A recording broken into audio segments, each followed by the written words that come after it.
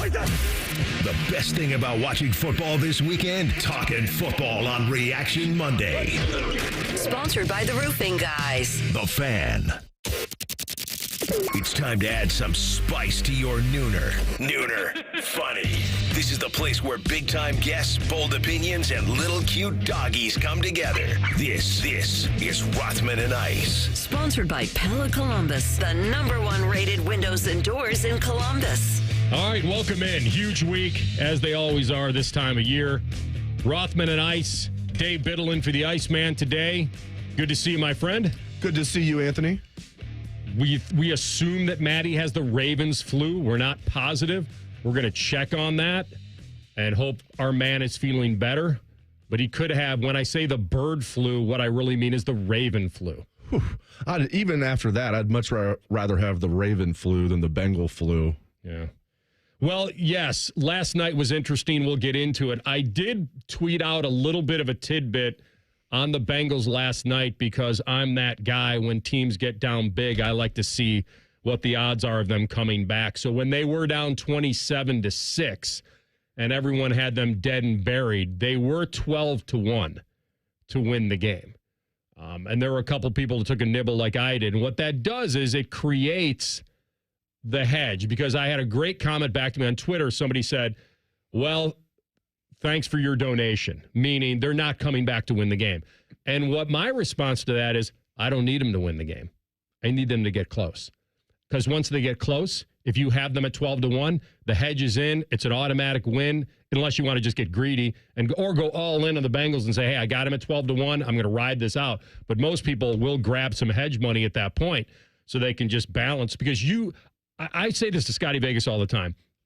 Hedging is not a weakness. If you make a great call on an underdog in game, you've now earned the right to win money. So hedging to me is a strength. And sometimes hedging, as you know, can turn into you win both bets because you hedge, but then you end up middling it. I almost got one in Steelers Ravens. I had the under of total points, and it was way under. Yeah. So then they overcorrected. I thought they overcorrected. There was then a 15-point difference. So I had like this 15-point window where I would have hit both bets. Turns out I just hit my initial one and didn't hit the one that I hedged on, so I broke even. But it's almost like doubling down in blackjack. There's a chance you're going to hit both of them, and then your hedge, you're at least going to break even at that point. Right. And there's a chance you're going to double your money. Well, the only way to really do that is if you're doing it with a point spread. Like if you're grabbing the Bengals in points. Or over-unders and player props. Yeah. So let's say if you grab the Bengals, let's say with points, let's say at that point when they were down 27-6, I think they were getting maybe 16.5. So let's say you grab the Bengals plus 16.5. The only way you can truly hedge and win both is if the Bengals went and took the lead by like 7 or 6 or 7, and then you can grab the Chargers with points and then middle it. But what I did was just grabbing them at 12-1, so I had to hedge on the money line on the Chargers because the Bengals never became a true favorite in that game last night. But it was great. It was not a great ending for them. We'll get to that in the 1 o'clock hour, but it feels like that this is going to be a season that might have been. The moral victories that they're going to line up are going to be epic and historic. I did get one question on Friday. Friday was a very busy day. It was certainly a football Friday here, and then I had an appearance downtown at Brothers. It was great at the Brothers Bar and Grill for Bud Light. Then went over to the Jackets, watched them kick the Penguins' butts, and have the cool part of watching that is watching the Penguin fans leaving with like 4. That's a very rare thing, and there are a lot of them, so you get them in waves. Right. And then so that was a late night, and then getting up early and driving to the casino at 7 in the morning to do the pregame and the tailgate show there, which was, again, a lot of fun. But I did not – somebody asked me on the way back from the Jackets, are you going to watch the fight? And I said, I don't think so. I don't – because my theory on the fight, and it was one of those that Matty and I left the show Friday, and he was trying to say, hey, look out, Mike could beat him. And I came – but this is my theory, and let me know if it was your theory. When somebody asked me who I thought was going to win the fight, the first question I asked them was, whose idea was the fight? Whose idea was it? I don't know. Was it Jake Paul's idea? I'm assuming it was. I thought it was. Okay. I thought you were getting to that. So you get into, I'm not 100% positive. I figured it was, yes. Yeah, I can't imagine. This is what he does. They both picked up the phone at the same time and called Wade and clicked it. I got an idea. You know what? I had the same idea. Like, I don't think that was it. I think Jake Paul probably finally got to Tyson and said, hey, here's the deal. We're going to get 65 million people streaming this damn thing. I'm going to give you 20 million. I won't embarrass you. I'll get 40 million. It's my idea. You don't embarrass me. We'll make it a show. The over-under on rounds was 4.5. It was an 8-round fight. They knocked it down from 12 to 8, and they knocked down the minutes of the rounds from 3 to 2, and they made them wear heavier gloves so no one would get really crushed, and so you couldn't throw hands that fast. And my whole theory on it was, you got to at least make it a show. Now, I'm not here to tell you it was fixed. I can't say that. I didn't see the fight. The only thing I saw, the highlight was Tyson's crack on the internet before the fight. Did you see this? Where they interviewed him before the fight, and then the director let the camera linger too long, and Mike's not wearing any draws? Oh, I heard about that. Yeah. I didn't see that. I did not see that. That's the only part of the fight I saw. I'm not mad that I missed that. Here's the thing. I do think it was staged. If you want to say that it's fixed. Yeah, I think that they just agreed, okay. And now you could have, since it was, even though it was a unanimous decision, it did go the distance. You could even have, Tyson Paul too. They even asked Mike right after the fight. They're like, are you retiring now for good? He's like, I don't think so. Here's the thing.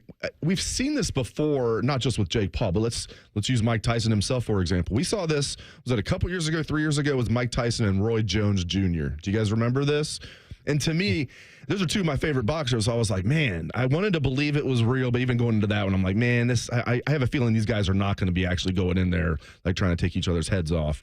There was probably some agreement ahead of time. And I watched this fight, Tyson and Roy Jones Jr. It absolutely was staged, in my opinion. So I thought going into this Mike Tyson, Jake Paul fight that it would be staged. And in my opinion, it was. They weren't really trying to punch each other. One time Mike got him kind of good, and then it was like, it almost was like he was like, oh, sorry. It just seemed way, I don't mean to put a tinfoil hat on here, but it's boxing, and especially even like a regular boxing match, you got to kind of like be wary of that or leery of that. But I don't know, man. To me, that was staged. It feels like it was a lot of showtime for that, because when you get nearly... Did you guys read this? Nearly 50 million homes tuned in live for the co-main event featuring I think the women that fought. And so the fight did great. Other than all I saw was that it had major buffering problems because of so many millions of people. I didn't experience it because I got home from the Jackets, and I'm like, because my theory is this is not, although I guess with it only being 2-minute rounds, it wouldn't have been a huge problem to dip into it. But I didn't, and woke up the next day and saw exactly what I thought I'd see, which is the thing went the distance and Jake Paul won, and everybody's happy because Mike's legacy was not going to get touched as a 58-year-old man fighting Jake Paul. And if Jake Paul lost in his own idea, then it ends his kind of whatever mystery is around him, and I don't know if there is much. I mean, he had to get an opponent like this for this many millions of people to want to watch it. So it is brilliant in a way, because don't blame them. Blame the people that, well, if you had Netflix, blame yourself if you watched it. It's not like a technically pay-per-view, but what my question would be is how many millions of people didn't have Netflix before this fight? That's a great question. And bought it for this. Right. And now that's the whole key to it all. It's just getting butts and seats, as they say. Yeah, because so many people already have Netflix. Right. That's why I ended up tuning in for it just for a little bit. I'm like, well, I have Netflix. Yeah. Like, there's 0% chance I would have bought this fight if it was pay-per-view.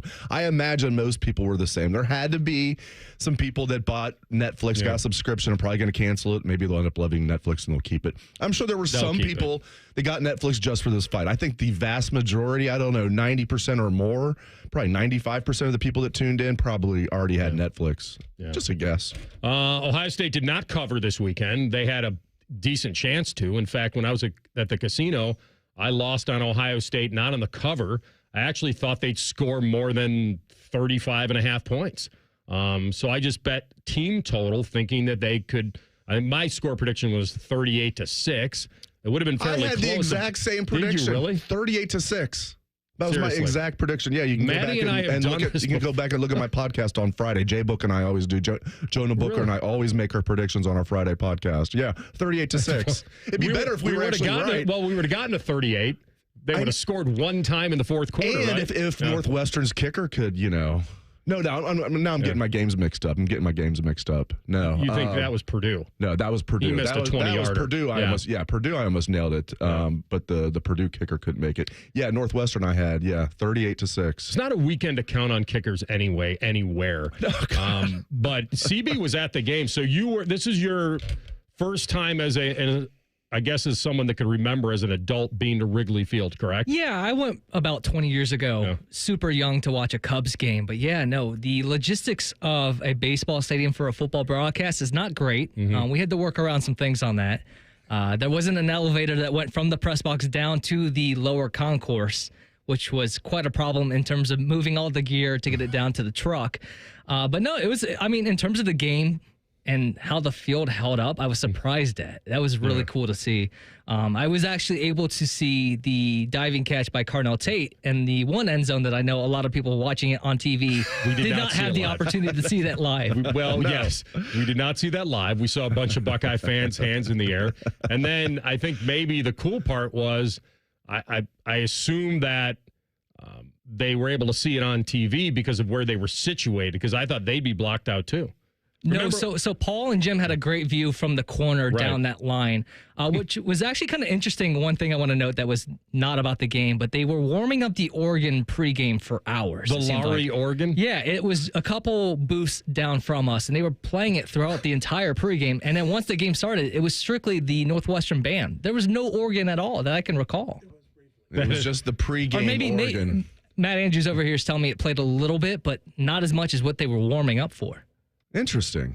That is cool. Maddie and I were talking before the show, and I was saying that I did not remember that when Illinois played NU there, that they both went the same way. I had forgotten about that, too, on the same sideline and everything. They did a good job with the field. I read something that they actually sewed down the part of the field over the infield this time, because when they played Iowa there, I believe it was last year, they had to stop the game multiple times because where the infield was, it looked good before the game. You couldn't see the infield. Quickly, it got torn up, so they had to keep, stopping the game and bring the grounds crew out. I walked on it post-game, and it was actually pretty decent for a full game of play. I wonder how it'll hold up in a couple of weeks when they host Illinois there for the finale.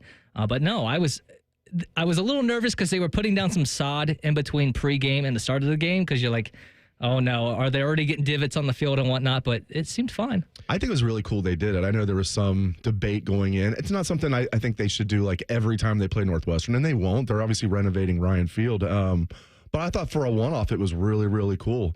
And like in a football game, people are worried about like injuries.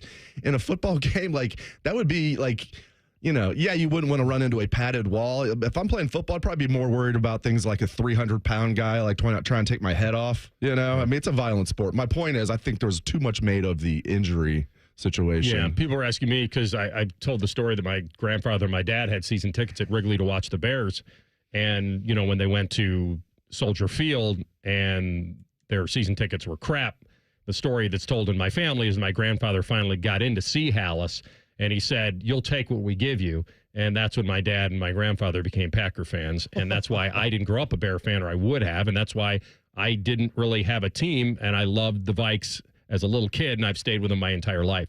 It didn't make any sense that I didn't grow up a Bear fan, but my grandfather said, "Okay, Georgie boy, if that's Papa Bear, if that's what you want, then we won't support the team going to Soldier Field." Because they could walk to the games at Wrigley, and they couldn't, obviously, Soldier's a little further down. But that's the story, and I do think there's a novelty to these guys that played in this game, and I said it to Dane Sanzenbacher, the Tailgate Show. 20, 30 years from now, they'll be able to say, "I played a football game in that stadium one time." Like, I think there is something to that. All right, we'll get into the big game this week, and Vegas has weighed in on Ohio State, Indiana. We'll tell you what they had to say next. Rothman and Ice on the Fan. We're known for three things: games, conversation, and Common Man yelling about things only he cares about. The Fan, Ohio sports destination. Welcome to Nada Yada Island. We're back back on Nada Yada Island Confessions. Benny is about to tell us how he found two loves. Go ahead. Yeah, thanks to Metro, I found iPhone 12 and Apple Watch SE. At Metro, get both iPhone 12 with 5G and Apple Watch SE for only $99.99. Holidays with Nada Yada Yada, only at Metro by T-Mobile. Bring your number and ID, sign up for Metro Flex Plus, and add a watch line. Not available if you're with T-Mobile or been with Metro in the past 180 days. Limit 2 per account. What's up, sandwich heads? Today on Steve-O's Sandwich Reviews, we've got the tips and tricks to the best sandwich order. And it all starts with this little guy right here. Pepsi Zero Sugar. Partial to pastrami, craving a Cubano. Yeah, sounds delicious, but boom! Add the crisp, refreshing taste of Pepsi Zero Sugar and cue the fireworks. Lunch, dinner, or late night, it'll be a sandwich worth celebrating. Trust me, your boy's eaten a lot of sandwiches in his day, and the one thing I can say with absolute fact, every bite is better with Pepsi. Get in zone, AutoZone. Welcome to AutoZone. What are you working on today? I think my battery's dead. With free battery testing and charging, we can help you get back on the road. Get in zone, AutoZone. So what if I need a new one? We have the right Duralast battery for you, only at AutoZone. Get in zone, AutoZone. And what about my old battery? We can recycle it right here at America's #1 battery destination. Get in zone, AutoZone. Restrictions apply. Meet Cheryl. Hey. She's on vacation and lost in the moment. Unfortunately, so is her Chase debit card. It's gotta be somewhere. Maybe she lost it at salsa night. These skirts should have pockets. Or maybe she lost it at Pilates. 3 and 2 and... But she's not worried. With the Chase mobile app, she can lock her card till it turns up. Tools that help protect. One bank that puts you in control. Visit chase.com/checking. Chase, make more of what's yours. Chase mobile app is available for select mobile devices. Message and data rates may apply. JP Morgan Chase Bank, N.A. member FDIC. A.J. Hawk won a national title, a Super Bowl, and a Lombardi Award, but his weekly appearance on Morning Juice Fridays at 8:33 is the real highlight of his career. If he tells you otherwise, he's lying. Sponsored by FanDuel. The Fan. Hey, it's Bobby Carpenter. Is your business generating over $1 million a year in revenue? If your financial advisory team isn't keeping pace, maybe it's time for a change. Here's Brad Hennebert with Premier Advisors. Thanks, Bobby. Our team integrates financial planning and asset management with business accounting and tax preparation. Business owners have planning needs that are unique. We work with you to design a seamless financial services bundle tailored to your business with monthly or quarterly advisory consultations to help guide you along the way. We don't just keep score of what happened last year. Our team combines expert financial planning and wealth management with top-tier tax services, helping businesses like yours build wealth for you. Call us today at 614-524-4888. That's 614-524-4888. Brad Hennebert is a registered representative offering securities through United Planners Financial Services. Member FINRA SIPC. Advisory services offered through TCP Asset Management LLC. Tax services offered through Premier Tax CPAs. United Planners is not affiliated with TCP Asset Management, Premier Advisors, or Premier Tax CPAs. You can use your phone at a doctor's office. You can use your phone at a football game. You can even use your phone at an amusement park. But one place you should never use your phone is behind the wheel. Fines now start at $150. So remember, Ohio, phones down. It's the law. I don't know what I want to do. I'm just not sure that college is right for me. Have you considered a career in dental assisting? I love my job as a dental assistant. I have flexible work hours, the money is good, and I get to work in a professional, people-oriented dental office. What I really love about my job is knowing that I give people a healthy smile. For more information about becoming a dental assistant, contact your high school guidance counselor. Or if you are no longer in school, talk to a dentist in your community or visit ODA.org. This message is brought to you by the members of the Ohio Dental Association. Fan weather. From the Logan AC and Heat Services Weather Center. Today, cloudy and dry, highs in the low 60s. Rain comes in for tomorrow morning. Downpours possible between 6 a.m. and 9 o'clock in the morning on your Tuesday. Highs in the mid 60s. A little bit cooler on Wednesday, cloudy with a few showers, high 60. I'm meteorologist Dylan Robichaud with your 10 TV weather impact forecasts on 97.1 The Fan. Bet365 is the exclusive online sportsbook of Rothman and Ice. Whatever the sport, whatever the moment, it's never ordinary at Bet365. You're listening to Rothman and Ice. Sponsored by Pella Columbus, the #1 rated windows and doors in Columbus. Jim Lachey at 12:33, breaking down Ohio State, which we will do as well here in this segment. By the way, I did get a tweet from my boy Gary. Dude, the women fight was so bad. I will say they ripped the challenger off and her opponent was dirty with the headbutts. Doesn't sound bad at all. In fact, it sounds like the highlight. I heard that fight was actually good, and I did hear that the one lady got screwed. I did not watch that fight. I just tuned in for a little bit of the Tyson-Paul farce, as I will call it. The farce, not the fight. Where was that? In Texas? I don't know. Yeah. The farce in Frisco? I don't It was know. in Texas, yeah. It was actually sanctioned. Texas actually, it was like a sanctioned. It was a Jerry World. Yeah. What happened? Isn't Texas doing something like suspending something about this? Did I hear something yesterday about suspending licenses and something happened. I'll look into it. 2 observations from the Ohio State game. I want to get your opinion on this. 2 observations. 1, this defensive line was mauled in the first quarter. Absolutely mauled. And I couldn't believe it. I couldn't believe the way Northwestern was pushing around the Ohio State defensive line. I don't think there's any way around it. Now, that's the first quarter.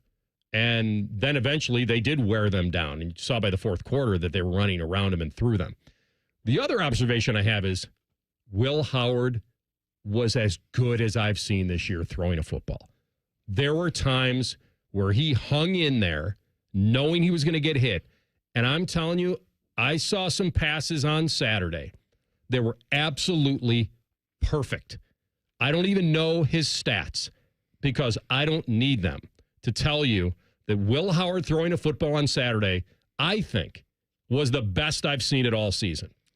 I agree with you. And keep in mind, as you know, there was one taken off the board, rightfully so, I guess, by the letter of the law. Hit the ground, yeah. It is funny, like, what is reviewable and what's not on the exact same play. Like, that was reviewable that the ball barely hit the ground, but the DB being draped all over JJ, not reviewable for PI. But the point of the matter is, yes, I agree 100%. I mean, he was 15 to 24. Am I wrong? That sounds about right. It's not a great percentage. Not for him, because he came in like having all these games over 80%. But you're right. What's the one thing everybody has been talking about Will Howard? Can he throw, other than he's good for maybe a couple of bad plays a game, but he's overall a really good quarterback. People have said, well, can he throw the deep ball consistently? And the coaches and Will himself have said, listen, when his footwork is on point, he absolutely can throw the deep ball well. And we saw that. His footwork must have been on point because you're right. He was making throws that we haven't seen him make, at least consistently. He was making consistently really good throws, and even some of those great catches by Carnell Tate were still very good throws by Will Howard. And if you're a Buckeye fan, you got to be encouraged because it was like you're coming into the season thinking if he can just be good, they can achieve their goals. And dare I say he's better? I'm not saying he's great. I'm not one of these guys that says he should be like they need to have a Heisman campaign for him, but I think he's a really good college quarterback. Yeah, I'm just talking about Saturday. And like I said, I just peeked at his stats and I didn't know him. And if I would look at the box score, I'd say he had an average game. But I watched the game, and I watched it with my own eyes. And when I see a guy standing in there on 4th and 3 and delivering that ball across the middle to JJ and then hitting Tate over the middle near the goal line, those throws, to me, by the way, the seam pass to G. Scott down the middle. The tight window throw to Smith again for the big gain coming across. Yep. Honestly, I thought the Carnell Tate layout was a great catch, but it was still a great throw. Great throw. The worst throw that was completed, honestly, in my memory, was the one when Carnell scored the second one. No, which one? It was the one that he was basically uncovered.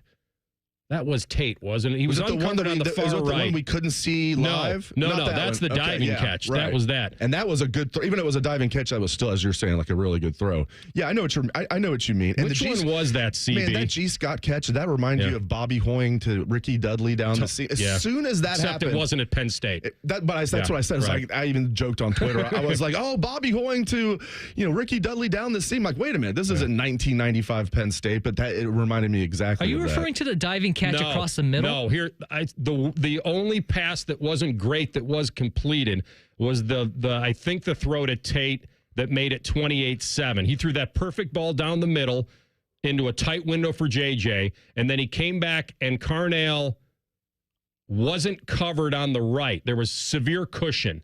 I don't know why Northwestern was playing that, and he hit him like at the 5, and he took it in.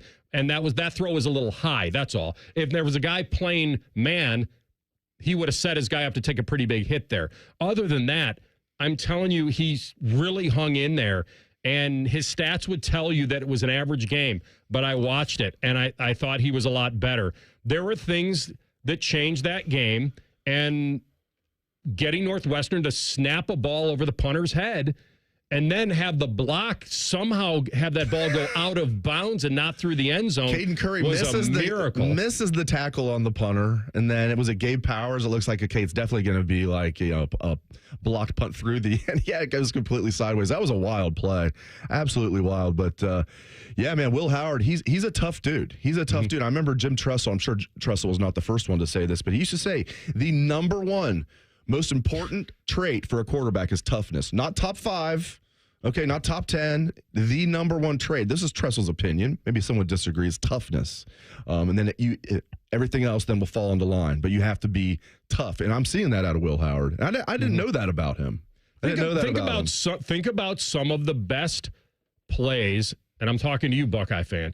Think of some of the best plays you've seen over the last handful of years by quarterbacks that play in scarlet and gray.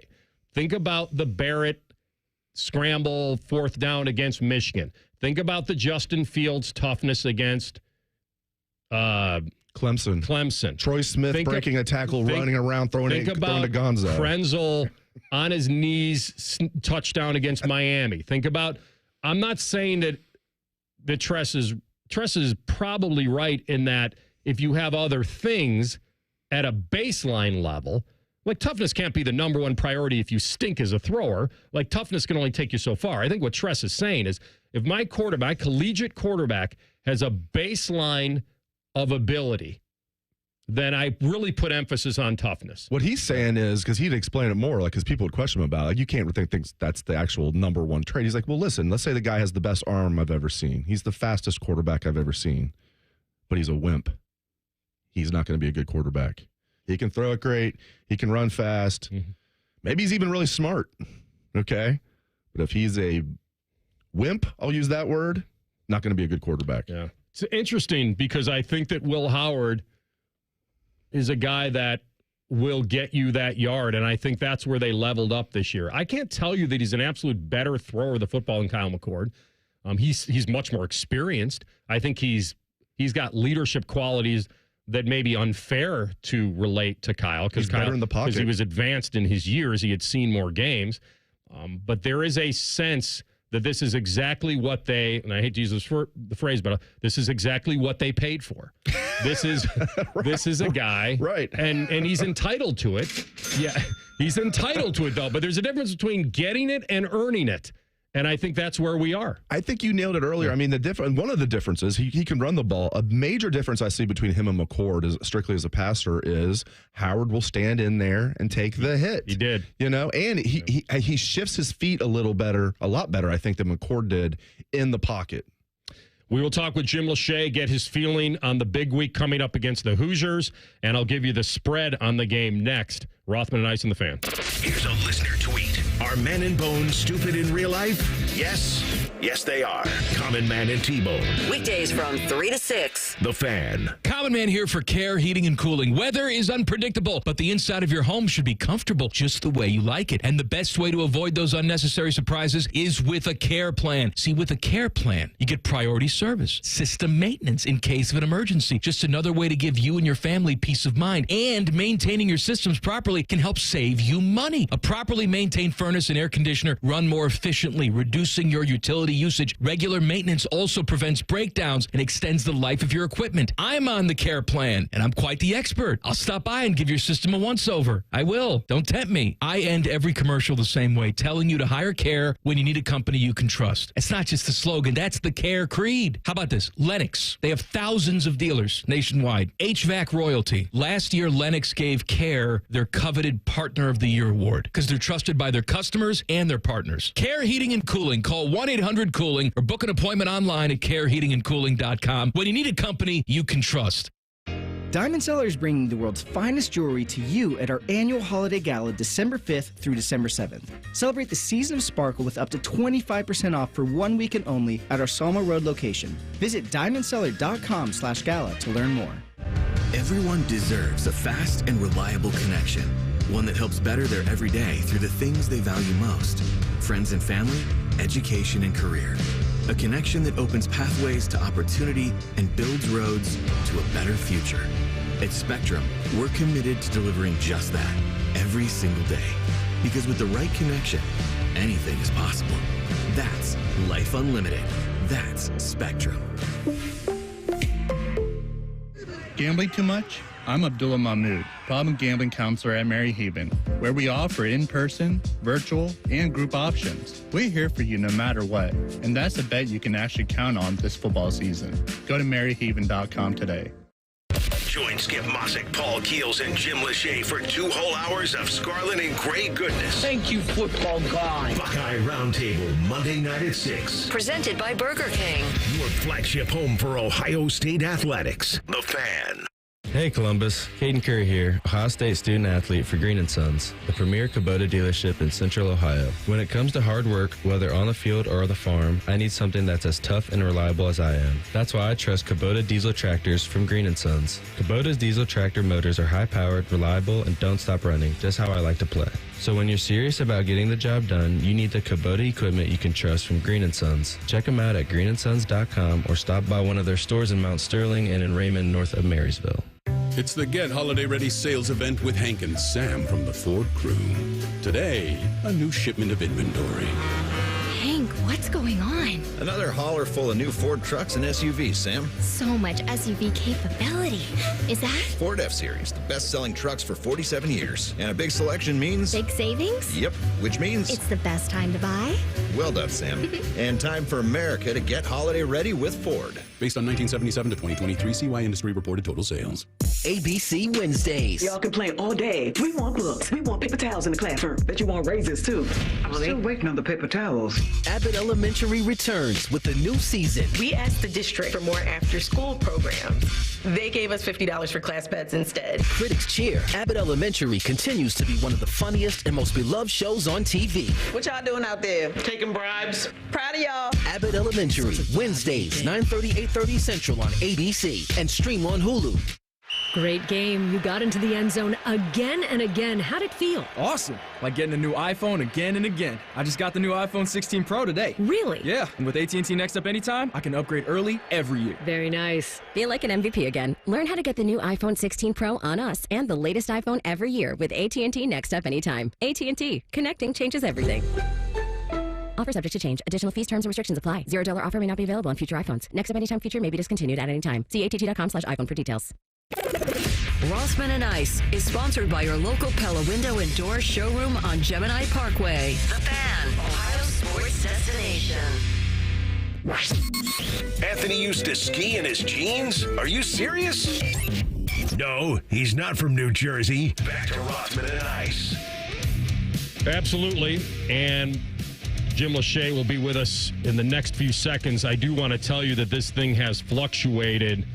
When I was at the casino, I think it was 10.5. I think it's been bet up to 12 now. So Ohio State is a 12-point favorite against Indiana on Saturday, where the weather looks chilly, possibly some precip, low to mid 40s, typical late November football. Our man Jim Lachey would love a piece of that kind of weather when he was playing. He's with us now on the Bryant Heating and Cooling Systems Fan Guest Hotline. My man, welcome back from Wrigley. Well, great to be back, and you're right. Those are ideal conditions for an offensive lineman. You know, that means that little gray T-shirt you have underneath your pads and jersey, maybe just a little sweat there at halftime, but not too much. You know what I mean? So, in the 30s and 40s is. All right, I think I still have you. You dropped out there for a quick second, Jim, but it is really good to have you. Let's kind of do the good, the bad, and the ugly, if there was in your mind. Give me your assessment of Northwestern pushing Ohio State around in the first quarter. They picked up a 3rd and 13 on a running play. Even with 7 in the box, NU was surprising them with play action on a 3rd and 1.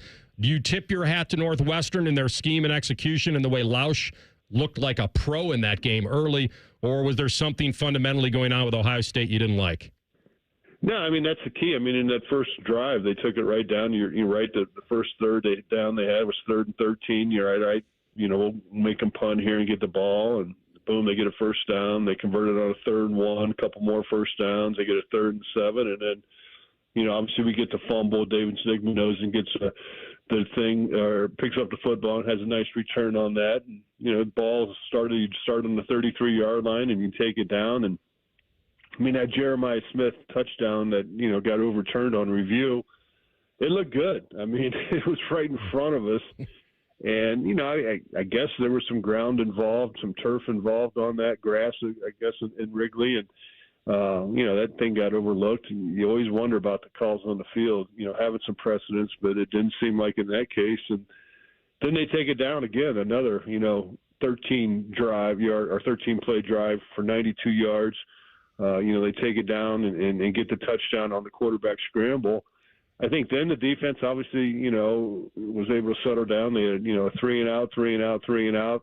Then they come back in the third quarter. They have another 13-play drive, that we stopped them on 4th down. In the fourth quarter, they had another 13-play drive. So I think for the defense, you get 3 13-play drives and 11-play drive. You got to find a way to get off the field, especially against a team like Northwestern. We know that Indiana's going to be a lot more formidable on offense this week. So that's something that is a concern, just being a little bit more consistent. I thought our defensive line was just okay. I thought Jack Sawyer played really well, with 7 tackles and 3 quarterback hits. Tui Maloau didn't really, he didn't show up. There was no stats on him for the whole ball game. And I know he's out there. I saw number 44 out there, but just didn't get involved. Tyleek had a tackle, Ty Hamilton a little bit there inside. So I thought our defensive line needed to step up. I thought Sonny Styles, had one of his best games, at Ohio State with 2 sacks in there. I was able to make some plays. But, fortunately the offense, after only having the ball once there in that first quarter, and, that touchdown that took off the board, they took off. They got a couple TDs there, get 21 points, 3 in a row, and then come out third quarter with the ball. Get another TD and then, get a field goal. And then finally had a punt, there in that, after that first drive, they punted and, they had 2 punts in the ball game. And then the final drive, they went for it on 4th down and didn't get it, basically killed the clock there, that last series. So they only had 9 offensive series. So, with the timing rules and huddling up and, you saw Northwestern taking the game clock down to, under 5 seconds almost every snap. You're going to get limited opportunities. And, that's what you're going to probably do when you play Ohio State. You want to, keep the offense off the field. But Carnell Tate obviously had a great ball game, seeing him step up, make plays. You take Jeremiah at 100 and you take, 68 on one play, but he would have had 137 if that touchdown would have counted on the opening drive. So he was outstanding again. Mecca, kept his streak alive. G. Scott had a heck of a catch. Offensive running the football there in the first half was, just 50 yards rushing. You're thinking, okay, we got to get this cranked up. And they did, or maybe 55 in the first half. He had 118 there in the second half. So they, did find a way to get that going. But, again, Will Howard, a clean sheet, no turnovers, throwing the football, pretty well. His percentage wasn't as high as normal. But when you go on the road, you want to get W's. And Ohio State was able to do that, there at Wrigley Field. And, now on to Indiana. You got to keep moving forward, as they say. Jim, this Carson Hinzman situation is one of the more interesting situations I've covered during my time covering this team, and looks like it's going to have a nice ending for the Buckeyes. But he starts all 12 regular season games at center last year. They held him out of the Cotton Bowl. We barely see him through the first 7 games of this season. I give the young man a lot of credit for staying ready, and then he is inserted there against Penn State at left guard. It seems to me like he's been playing well. What have you seen from Carson Hinzman, and just speak on the kind of the whole mystery surrounding that situation? No, I mean, I think what happened to Carson, obviously you saw it during the regular season. He did a really good job. Started 12 games, as you've mentioned, and, didn't play in the bowl game. I don't know for sure what that was all about, but, they held him out of that and moved Matt Jones over to center. And you saw the offensive line struggle against Missouri. And then I know that he was sick during training camp, so he missed, some serious time with that, maybe 2 weeks of training camp. And I don't know if he lost some weight or whatever, through that sickness, but, wasn't involved in that starting lineup. And then, by need, when you lost Josh Simmons and you lost Zen Mahalski, you needed somebody to step up. And Donovan Jackson, obviously moving out to left tackle, kind of left a hole there. And I was hoping it was going to be Carson just because he has a lot of game experience underneath his belt. And, I thought he was, from my experience of being over practice, was, spending a lot of extra time pre-practice, post-practice, working on different sets of guard. And, I knew that he was hungry to play. And, he when he got a second opportunity, now he's had 3 starts under his belt this year. And I think he's doing a very good job there. He's doing well in pass pro. He's doing well in the running game. Understands the offense. He's not a guy that makes a lot of mental errors. And, I think it's going to be, a spot that's going to be his, for the rest of the season. Jim, quickly here in our final minute, give me your take on whether you think this game is a 4-quarter game. I know they have to have the mindset it will be, but in what you've seen, what Ohio State's been here over the last few weeks, what you anticipate this game being like. Indiana's pass heavy. They couldn't run it against Michigan, but what do you expect in this one? Or what's your early feel? Well, yeah, you look at offensively, stats stick out. I mean, they're number 2 in the NCAA in scoring at 43.9 points. Their total offense is number 15 overall at 453. So it has been impressive. But, they've had 3 road games. They played at UCLA. They played at Northwestern on that field by the lake. There's 12,000 people for that game. The largest crowd to see them, or they played in front of, was at Michigan State with 68,000. So what I think is our crowd needs to, be ready for this noon start and be really into it for all 4 quarters. And 105,000, 110, whatever we end up getting, needs to be screaming loud, put all kind of pressure so we could use that 12th man this game. Defense needs a pressure work. It seems like when you can get some pressure on him, and again, you got a veteran offensive line with 3 seniors that are plus seniors, so 5th or 6th year, depending on how you want to look at it. Got a couple redshirt sophomores in there for Indiana, so you want to put some pressure on this offensive line and put some pressure on Rourke, and then make sure you stop the running game the way you're going to get 2 pretty good running backs and Ellison and Lawton. Both those guys have 9 TDs on the year. So, they got a group of guys that can get it done. But I think our defensive backs got to be great coverage, on these guys, and got to find a way to get off the field on 3rd down. We can't let these drives continue down the field. Yeah, great week of hype. This is something we haven't experienced in a long time. Indiana's had a few good teams, COVID year, and a couple others. Even over in Bloomington, we've had some high-scoring affairs, but rarely. This is a Haley's Comet type of stuff with Indiana. So hopefully we'll enjoy the week of hype. Thanks as always, Jim. Have a good one. Anytime, guys. Yep. He is the one and only Jim Lachey, fan analyst, former All-American Super Bowl champ on the Bryant Heating Cooling Systems fan guest hotline. It is Monday. We come back and we party like a Rothstar. Who impressed the most this weekend? That's next. Rothman and Ice in the Fan. Tweet from a listener. Are you carrying the Buckeye game today? Considering we've never not carried one, yes. The answer is yes. The Fan. If you're struggling with ED or your performance is down and your belly fat is growing, listen up. You've got one life. Now is the time to act. At the Columbus Men's Clinic, we're not just healthcare, we're your secret weapon. Don't wait another day. Here's why you need to act right now. Every moment you delay, your condition could worsen. It's not just about sex, it's about your heart, your relationship, your life. The Columbus Men's Clinic has over 10 years of proven results for low testosterone and increasing drive, energy level, and performance. We've introduced ED and enhancement treatments so exclusive, you'll wonder why you waited. Procrastination is the thief of time. When it comes to your sexual health, you can't afford to wait. Join the League of Gentlemen who've walked out of our doors with a swagger. Call the Columbus Men's Clinic at 614-300-7400 or visit columbusmensclinic.com. Book your $99 male performance consultation now, including blood work. Call 614-300-7400 or visit columbusmensclinic.com. The Columbus Men's Clinic, making it happen.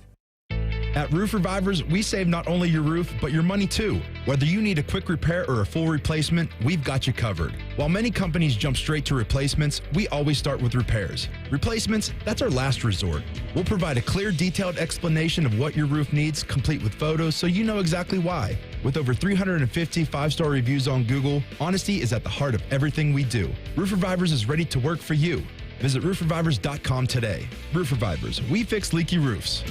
Looking for your next Subaru? At Byers Airport Subaru, we give you options from start to finish. Browse and shop entirely online from the comfort of your home at columbussubaru.com or stop by and visit one of our friendly brand specialists just by the airport. Right now, you can get the all-new 2025 Subaru Forester for 4.9% for up to 72 months. Whether you prefer to click or come in, we've got you covered. Your journey starts at Byers Airport Subaru. Come see why it's better to buy at Byers. Subject to credit approval. Financing offer term up to 72 months on 2025 Subaru Forester. Cannot be combined with any other incentive. See dealer for details. Offer ends 12/2/24.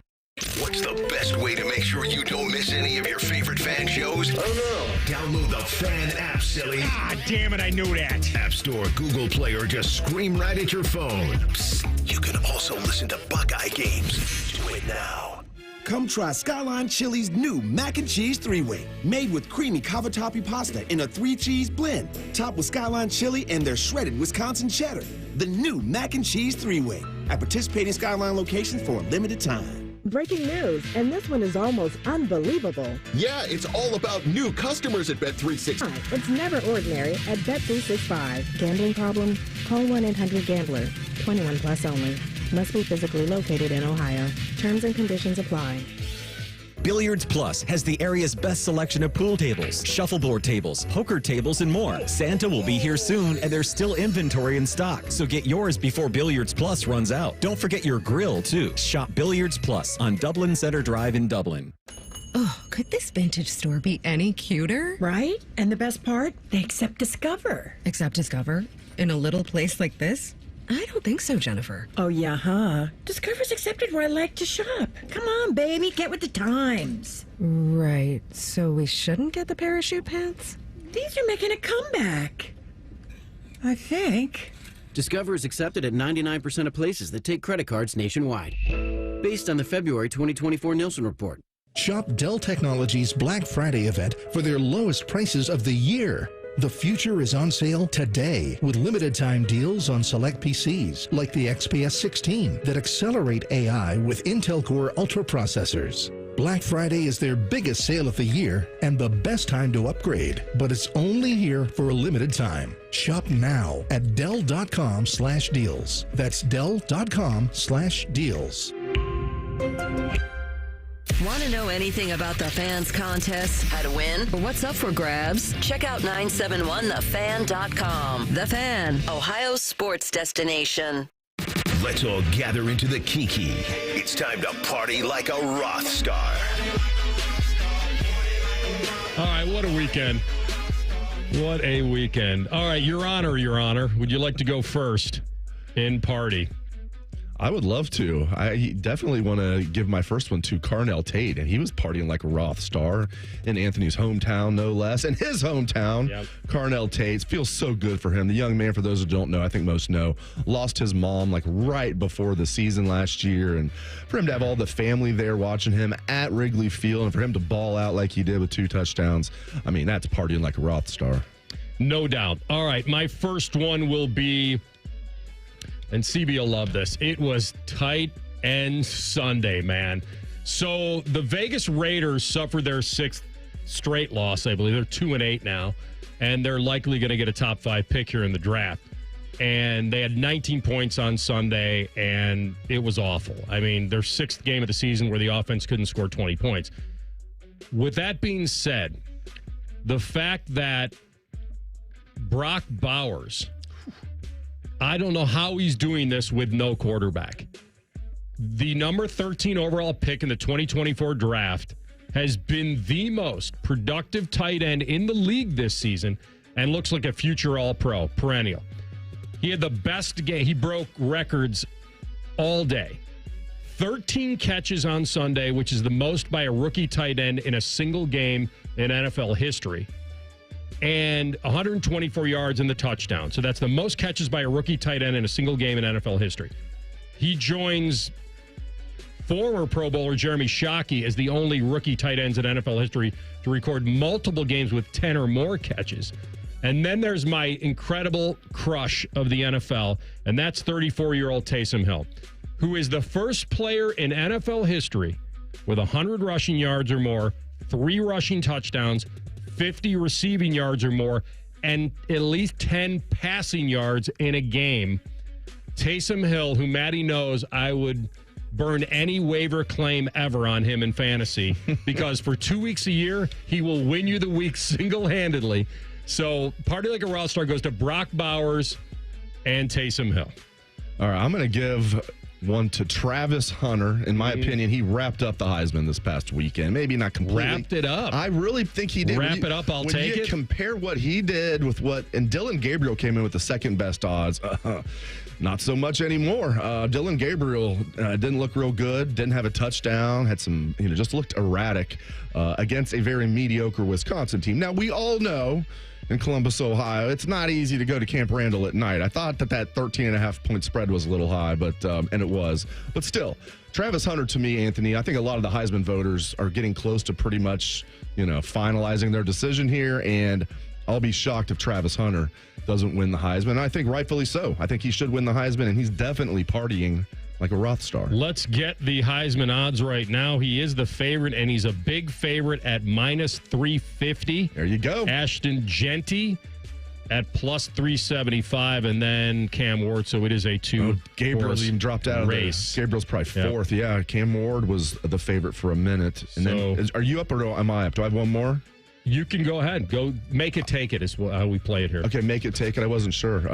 I mean, I got to give it to Cignetti.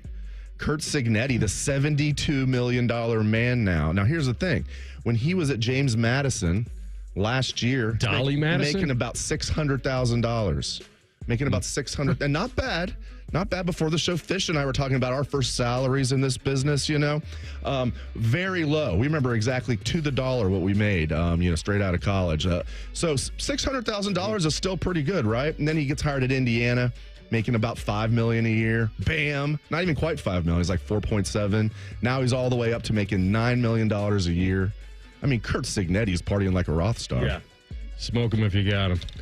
I'm glad you went with Travis Hunter. Wrap it up. So I'll start calling him the fabulous Thunderbird.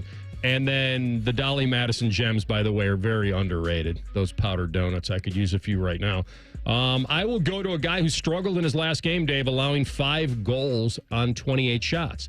And it wasn't supposed to get any easier on Saturday because he was facing the Winnipeg Jets. The Winnipeg Jets lead the NHL with 74 goals through 17 games.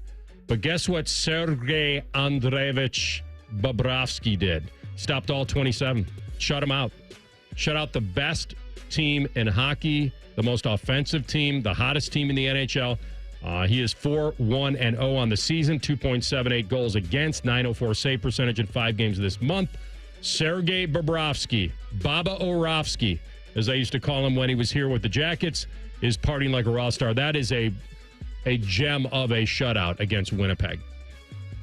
And I guess I'll just throw in an honorable mention of Alex Ovechkin as long as I'm on hockey. He had a hattie this weekend, his first hattie in 2 years.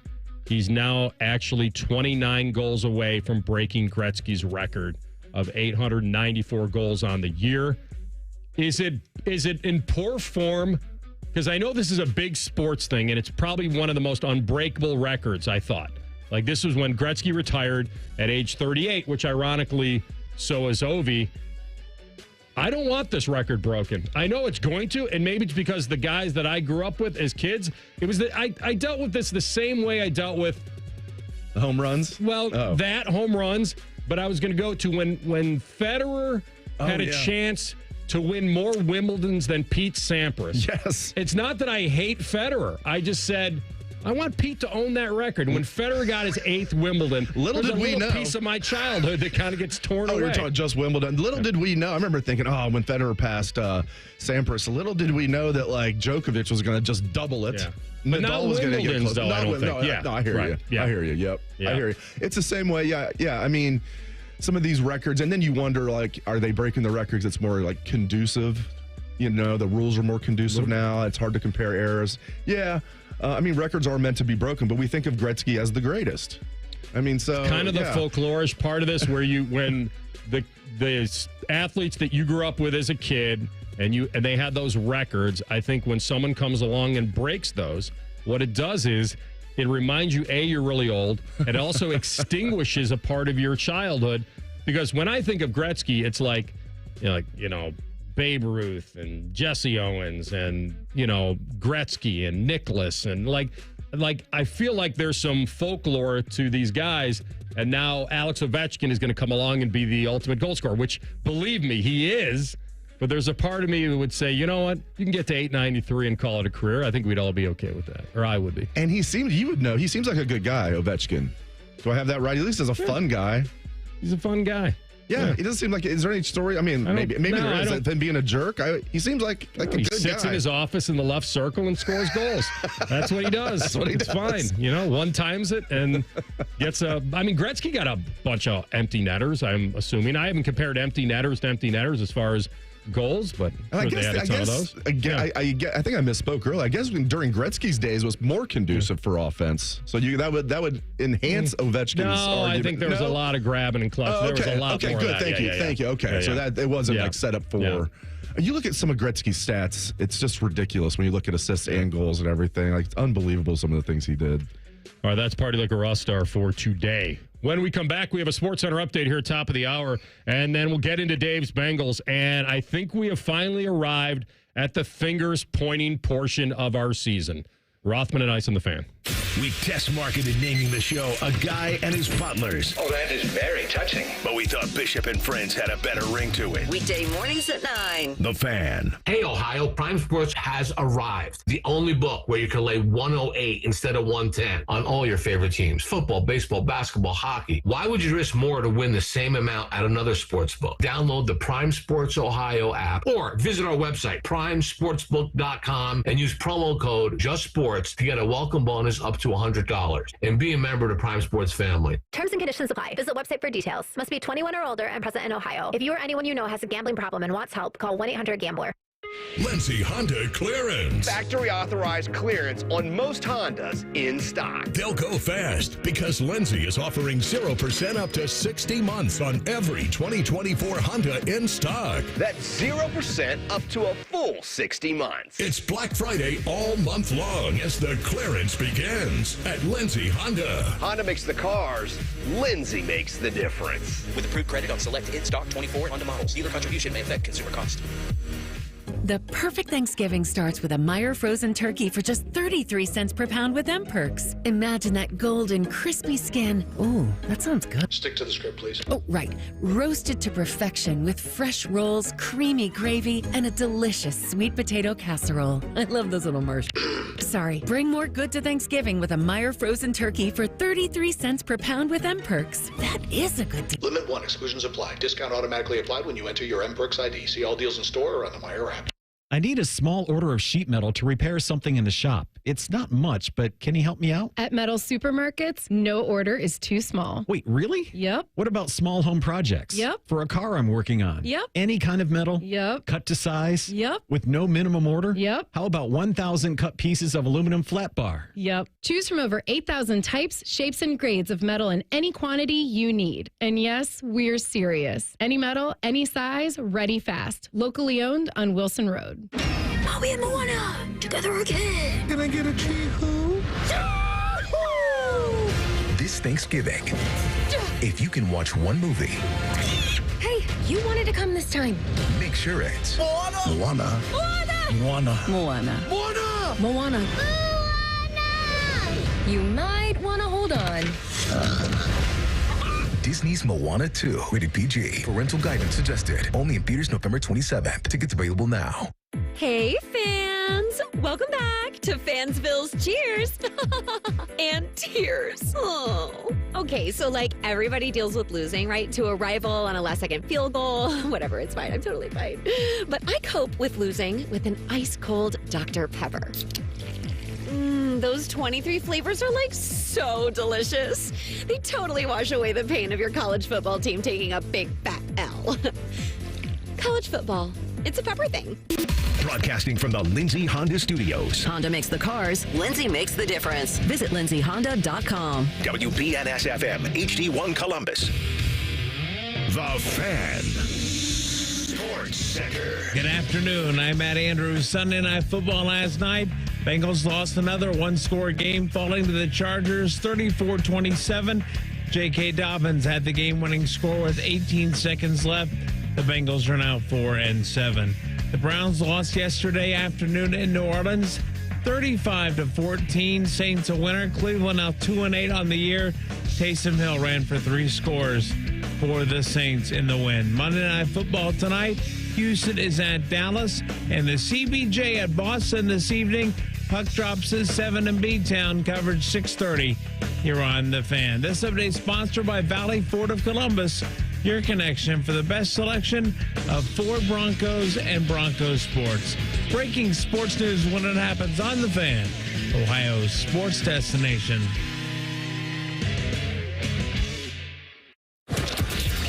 What's the point of watching football all weekend if you can't overanalyze it?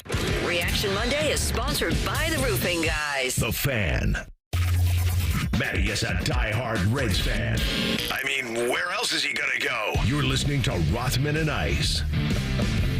Didn't your owner say that? Yeah, the owner's son, but yeah, pretty much. It's pretty much the same thing. Yeah, Phil Castellini. Yeah, where are you going to go? He had a few too many libations before going on the 700 WLW pregame show. That was the year the Reds actually started on the road. So they came home and they had the opening day parade and all that. And I think Phil had a little too much fun before he went on the air, and then he decides to talk trash about the fan base. Mm-hmm. He will never live that down. Maybe if they win the World Series or something, he will. Did you see last week, CB may have missed this as well, that trading card company put out that contest that if you find the one of one Paul Skeens card, that you can trade it to the Pirates for 2 tickets behind home plate for the next 30 years. And can you use a different team though? No, I'm kidding. By the way, so Matty looks at me and says, "No, I'm keeping the card." And I said, "Why?" And he goes, I said, "What if it was the Reds? What if the Reds did a promotion for Ellie De La Cruz? You find this one of one, they give you home." He said, "No, I'd sell the card." Well, we started doing the math on what 2 seats behind home plate would be for 81 games a year. And depending on what team that's coming into play, we thought they'd be anywhere, and you can go online. And our guy Denny emailed in and said that they're anywhere between like $200 and $800 a game for a pair like that behind home plate. It might be even $200 a piece. The diamond seats, right? I think they call them down there at Great American, yeah. And it came out to, like, we did the average of 500 times 81 games is 40,500 a year, and you times that by 30 years, that's $1.2 million. Now, can you sell the tickets? Yeah. In our little, I'm sure you could. In our little, but I'm sure you could even then. Yeah, because especially those seats, if you had that at Great American Ballpark, then you could sell them to the Cubs fans and the Cardinals fans when they come and just completely take over our stadium.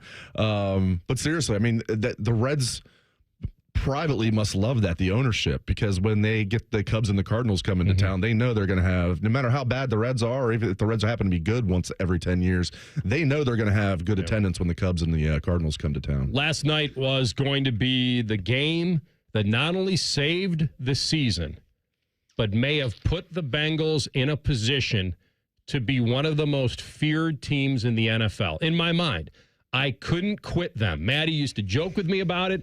No, they're still going to make the playoffs. I'm not going away. I think they've had all these great moral victories.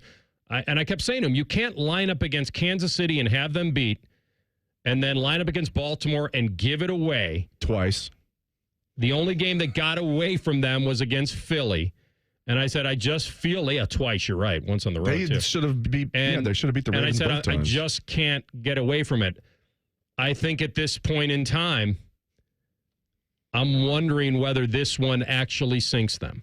Because at 4-7, if you have a bye week now, so you can clear your head of whatever happened on Sunday night and get back to playing Pittsburgh here. Let's say you protect home field. You should beat Dallas. You should beat Tennessee. So you should win. I shouldn't say you should beat Pittsburgh. That's wrong. That's not correct. You can, and maybe you will. But in this theory, I'm going to say you do it. You get 3 straight wins before Cleveland comes to town on a Thursday nighter. That's theoretically, they're going to be favored in 4 straight games, probably 5, including Denver. Like, this team can win out.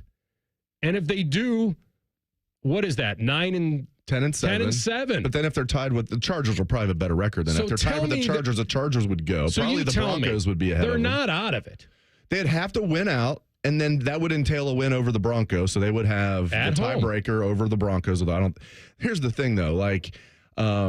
What about this team makes us think that they can? Yeah, we can point to a couple games against 3 games against good teams, twice against the Ravens and 1 against the Chiefs. That really, you could argue they should have won all 3 of those games, but they tend to play to their competition, up or down. They did beat the Giants, but that was nip and tuck. They pulled away from Carolina late. That was actually a close game for a while. They beat the Browns. So the one game they got housed, as you mentioned, was against the Eagles. So they keep games close. They find ways to lose. They find ways to play up when they're playing a good team. I'm telling you, Anthony, they could play the Bills in Buffalo next week, and it'd be a good game. Buffalo would win, but Cincinnati would probably make it a good game. And they just, I don't know, man. And Zac Taylor finds ways to lose. I'm convinced. You gave, not that this Bengals roster is like an all-star roster like some made it out to be. I'm convinced if you gave the Steelers coaching staff the Bengals roster and you gave Zac Taylor the Steelers roster, the records would be flipped. I'm not being hyperbolic at all. You gave the Steelers coaching staff the Bengals roster. You gave the Bengals coaching staff the Steelers roster. It'd be flipped. Well, if you ask Tomlin, would you rather have the Bengals offense or your defense? In a private moment, he probably would say, yeah, I can make that defense. I can work with that. Give me a top 3 quarterback. If you give me that, here we go. But listen, Tomlin should win Coach of the Year, and we can get to that conversation. Yes. There is one guy, and there's probably more that just don't seem very happy with Zac Taylor, so I'm glad you brought it there. There's one guy that's letting everyone know, in my estimation, who is to blame for their late game failures. Do I find it surprising? A little bit, because most players, when they are asked, they do take it as players have to make plays. Jamar Chase did not say that. We just got to find ways to finish. Everybody obviously knows you. What do you do? How do I do it? I don't know. Ask Zach. Ask the coaches. Don't ask me. That's not my job. To finish? I play football on the field. I don't call plays for us, so I can't really do nothing. Do you think that's part of the finishing factor is plays stuff? I don't know. He's 100% right. You have Joe Burrow and Chase having really historical great seasons, and they have a 4-7 record. And again, I think Zac Taylor is the biggest culprit. I don't think he was ever qualified to be an NFL head coach. He had 1 year of offensive coordinator experience in his career. That was at the University of Cincinnati. They had one of the worst offenses in college football his 1 year as OC at the University of Cincinnati. He was quarterbacks coach under Sean McVay. And yes, they went to the Super Bowl, and that's bought him probably lifetime security when you consider how long they kept Marvin Lewis. But Anthony, I think they went to the Super Bowl in spite of him, not because of him. It was because of Joe Burrow, and then the defense played great in the postseason. And I really think that Zac Taylor is in over his head. And now you have Jamar Chase speaking the truth, in my opinion. It's interesting. I'm caught being a person that's not a big Bengals backer like you, or emotionally invested, I should rather say. It does feel like he could be holding them back.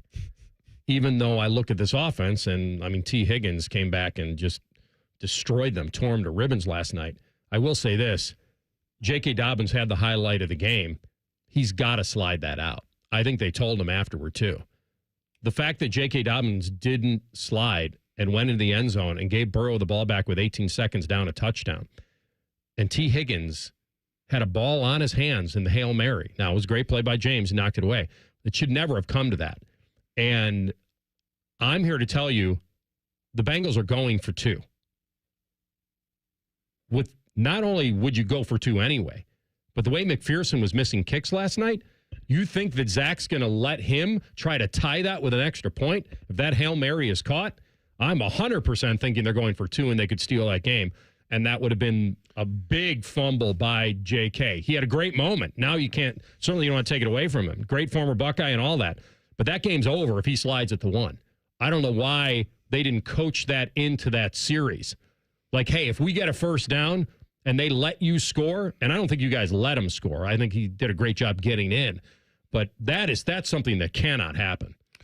Good point. Two good points. Your point on JK is on point, and you're absolutely right. I mean, about them going for 2 if they would have scored, because what they do the previous week against Baltimore, they went for 2.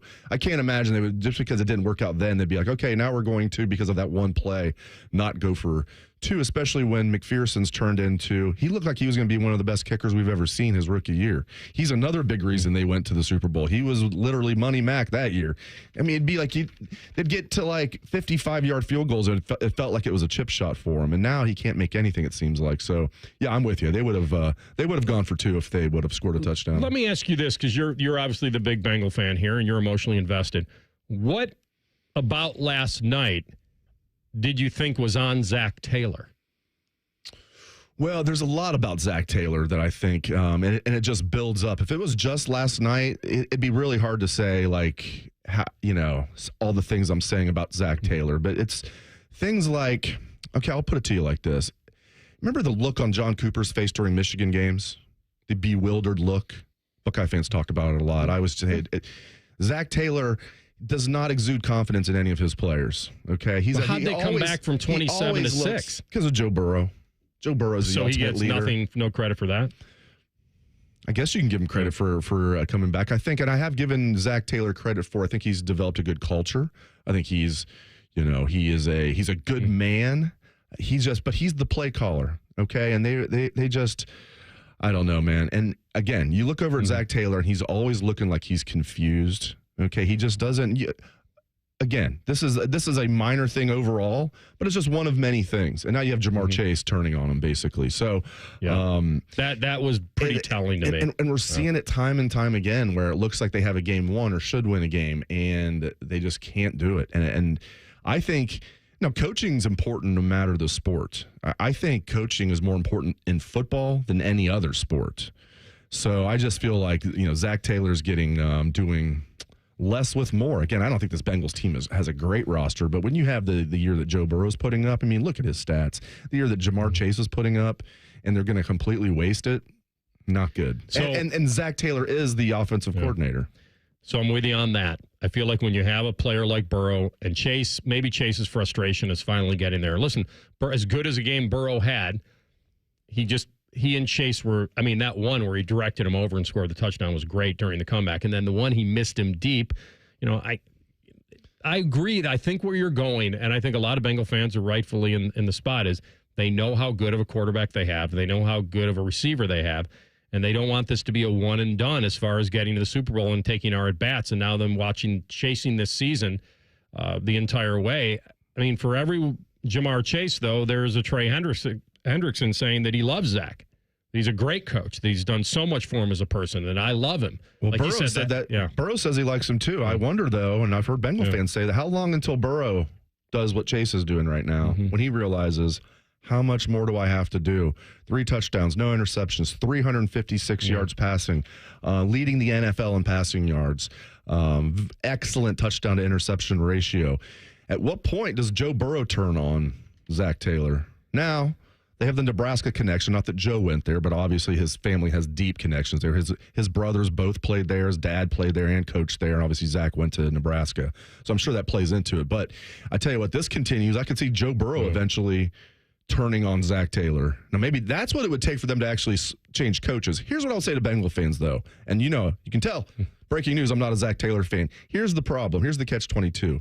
Let's say you fire Zac Taylor.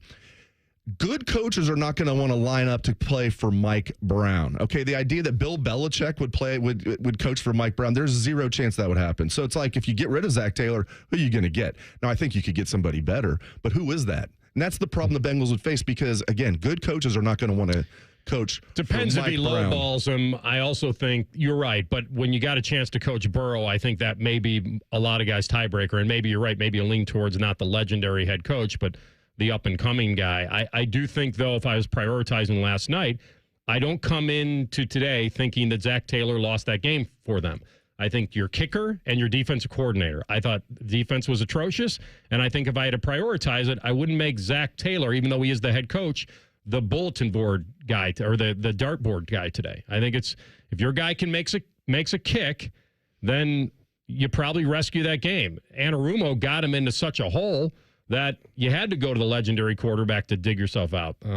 That's fair. And if it was one game, I hear, but it's just become a trend with Zac Taylor. Not just this year either, last year as well. They may have another coaching decision on the other side of the state or up north. The Stefanski decision. Is there one? Talk about it next. Rothman and Ice and the Fan. We're the highest rated sports radio station in America. There's no joke there. We just are. The Fan, Ohio's sports destination. At Humana, our Medicare Advantage plans give you coverage and care you can count on, along with guided support to help you feel your best. Our licensed sales agents are ready to help you understand your options and choose a Medicare Advantage plan. You'll feel confident because you have plan options that fit your needs. You could have a plan with a $0 premium and even personalized care from a wide network of doctors, or all-in-one plans that may include medical and prescription coverage, as well as routine dental, vision, and hearing.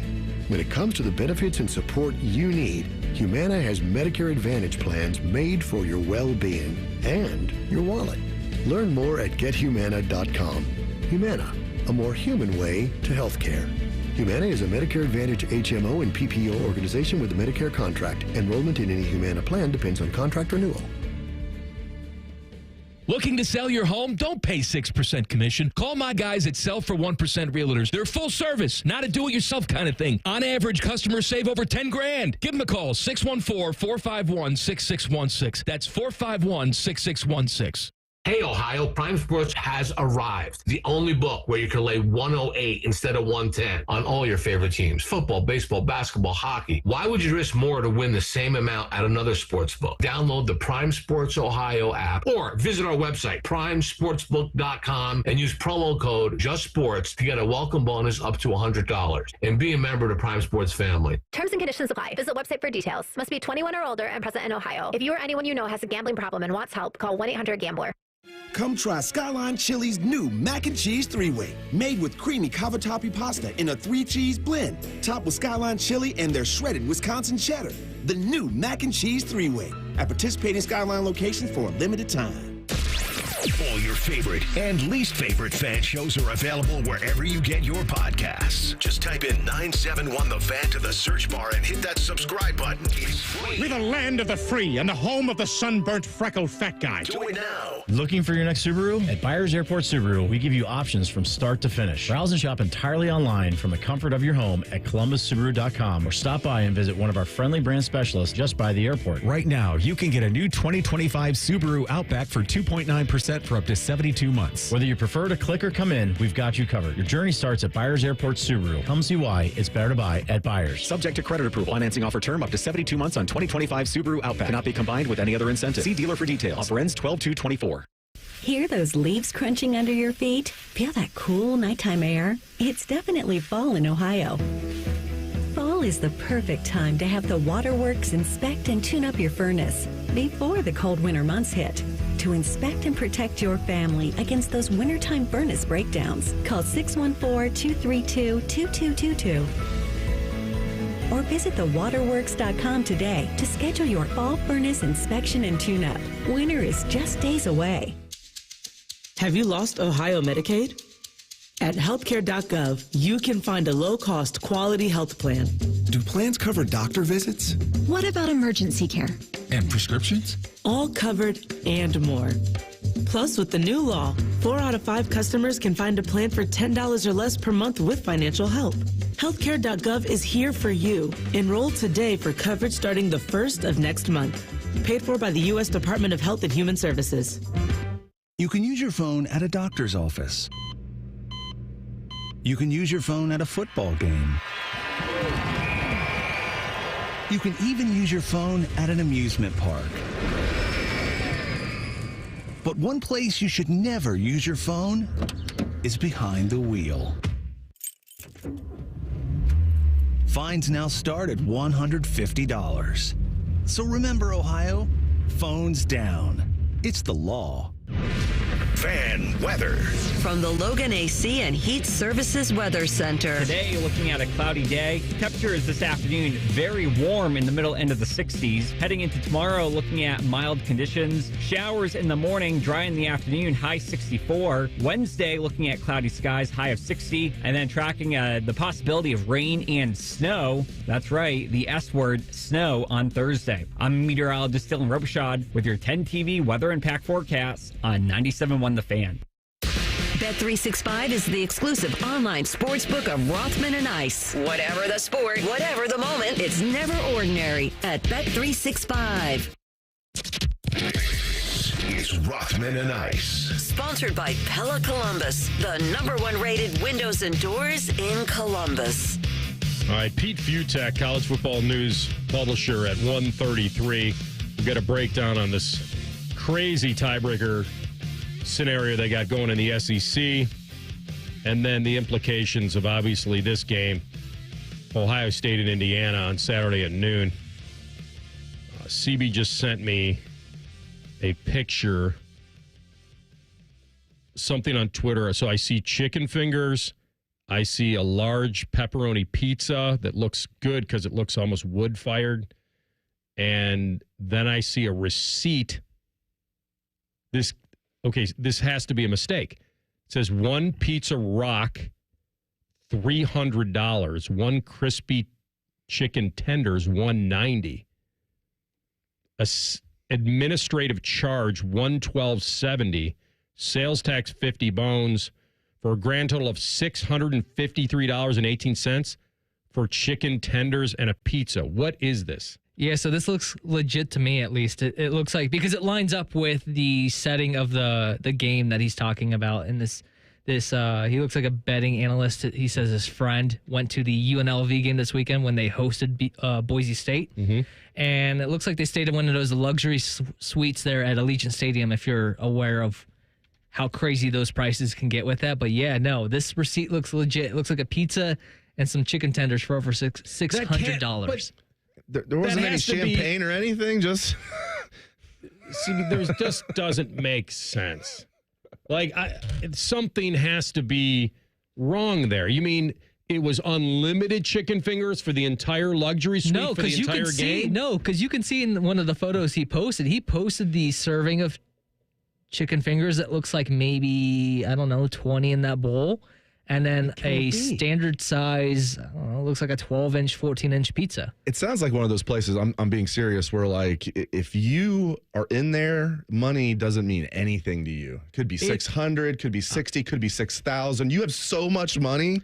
But here's it's what like the people that have so much money, they ask them, how much is a gallon of milk? And they'll say like $19.99. It's like, you have no idea what normal people are like. These people, they have so much money, they don't even know what to do with. You could tell them it was 6,000, it'd mean the same thing to them. They have billions of dollars.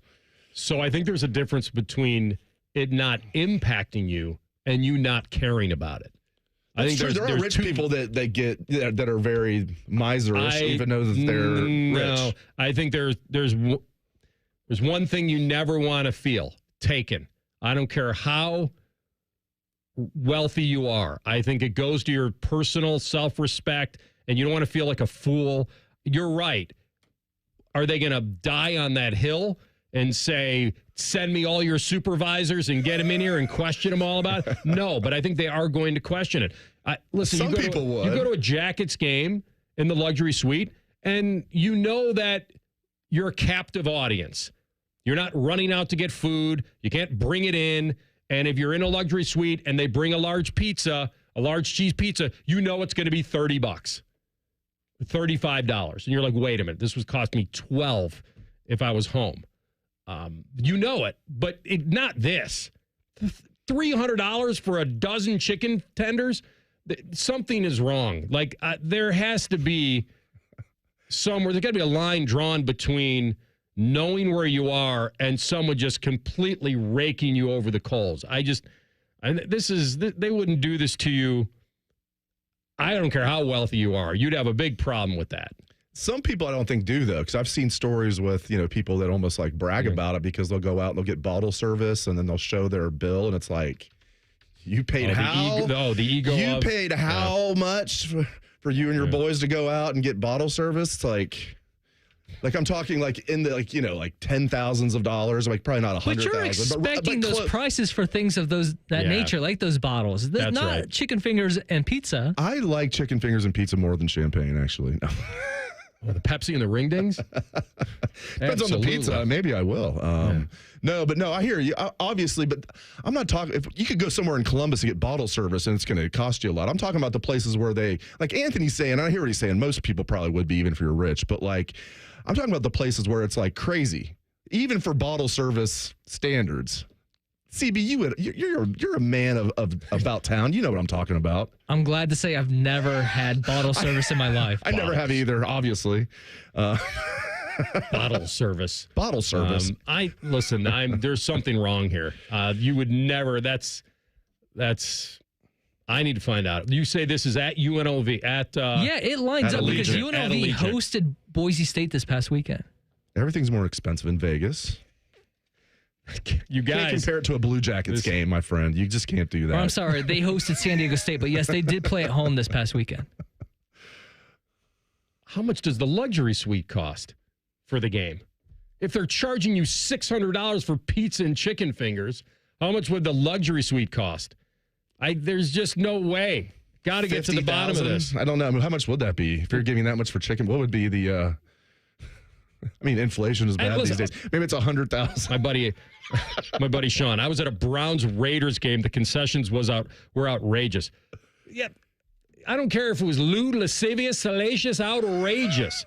I'm telling you, it wasn't $650. The concessions they have you. I've paid $8 for a bottle of water. At places, and that's actually a good deal these days. I think you can't believe it, right? Or yes, I've paid $15 for nachos. Yeah, yes, absolutely. I went to the IU Nebraska game, and my nephew wanted a smash burger and a bottle of water. It was probably $20. Or wait, no, it had to be more than that. I was going to say probably more than that. What am I talking about? Yeah, probably got out of there for about 30. This was like a slider. But so. It's not the olden days where I could say, hey, there's a drinking fountain over there. Go fill up a cup. Yeah, go get some of that tap water, buddy. So real quick, I'm not sure what the prices are this year, but I do see and I don't know if the VIP box is equal to these club suites that they had listed last season, but they started a little less than $3,000 for a 12-person suite and for one game last year. Where at? At Allegiant Stadium for UNLV. For UNLV. For UNLV games. And how many people? 12-person suite for about a little under $3,000. That's very affordable. That's like $200 a person. But they get you on a person. They get you on the chicken fingers, right? They get you. It's only $3,000. It's $250 to watch the game. It's another $850 to have chicken fingers and pizza. Like that's honestly, listen. All of us were in Vegas. We know how expensive things are, based on turning in the receipts. But we didn't pay for it ourselves, so we really had no problem with it. But this sounds like something went nuts. And I guarantee even the wealthiest person is looking at that going, now to your theory, if they're not even looking at it and they're just scribbling, okay, so I don't know, then maybe they find out later or somebody else does. But there's people that buy expensive stuff in stores, as you know, that never look at the price tag, never look at the receipt, and are proud of it because they got so much money it doesn't matter to them. Ask, you can't afford it.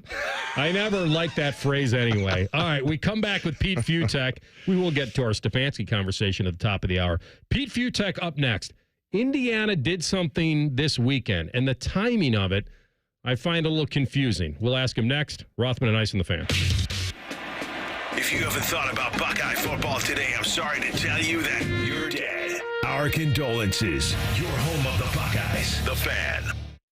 Welcome to Tire Discounters. Oh, hiya, Phantom. Mike, what's all this I hear about season's free things? Yeah, we're giving away even more than usual this season. Free alignment with any Ford tire purchase isn't seasonal, Mike. It's free every day at Tire Discounters. Sure, but right now, guess what else happens every day? I know that customers can save up to $250 on Michelin tires. Absolutely. Now, guess what else? Mike, I'm a Phantom tire buyer with a secret identity. Please don't toy with me. Okay, here's the deal. Yes? We're doing these drawings. Like a game game show. And one lucky customer per day wins all their money back for 4 tires. Spectacular!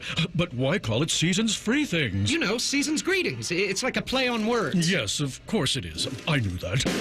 It's Seasons Free Things at Tire Discounters. One lucky customer per day wins their money back on tires. Everyone saves big on major brands like Continental. And a free alignment and oil change comes with every 4-tire purchase.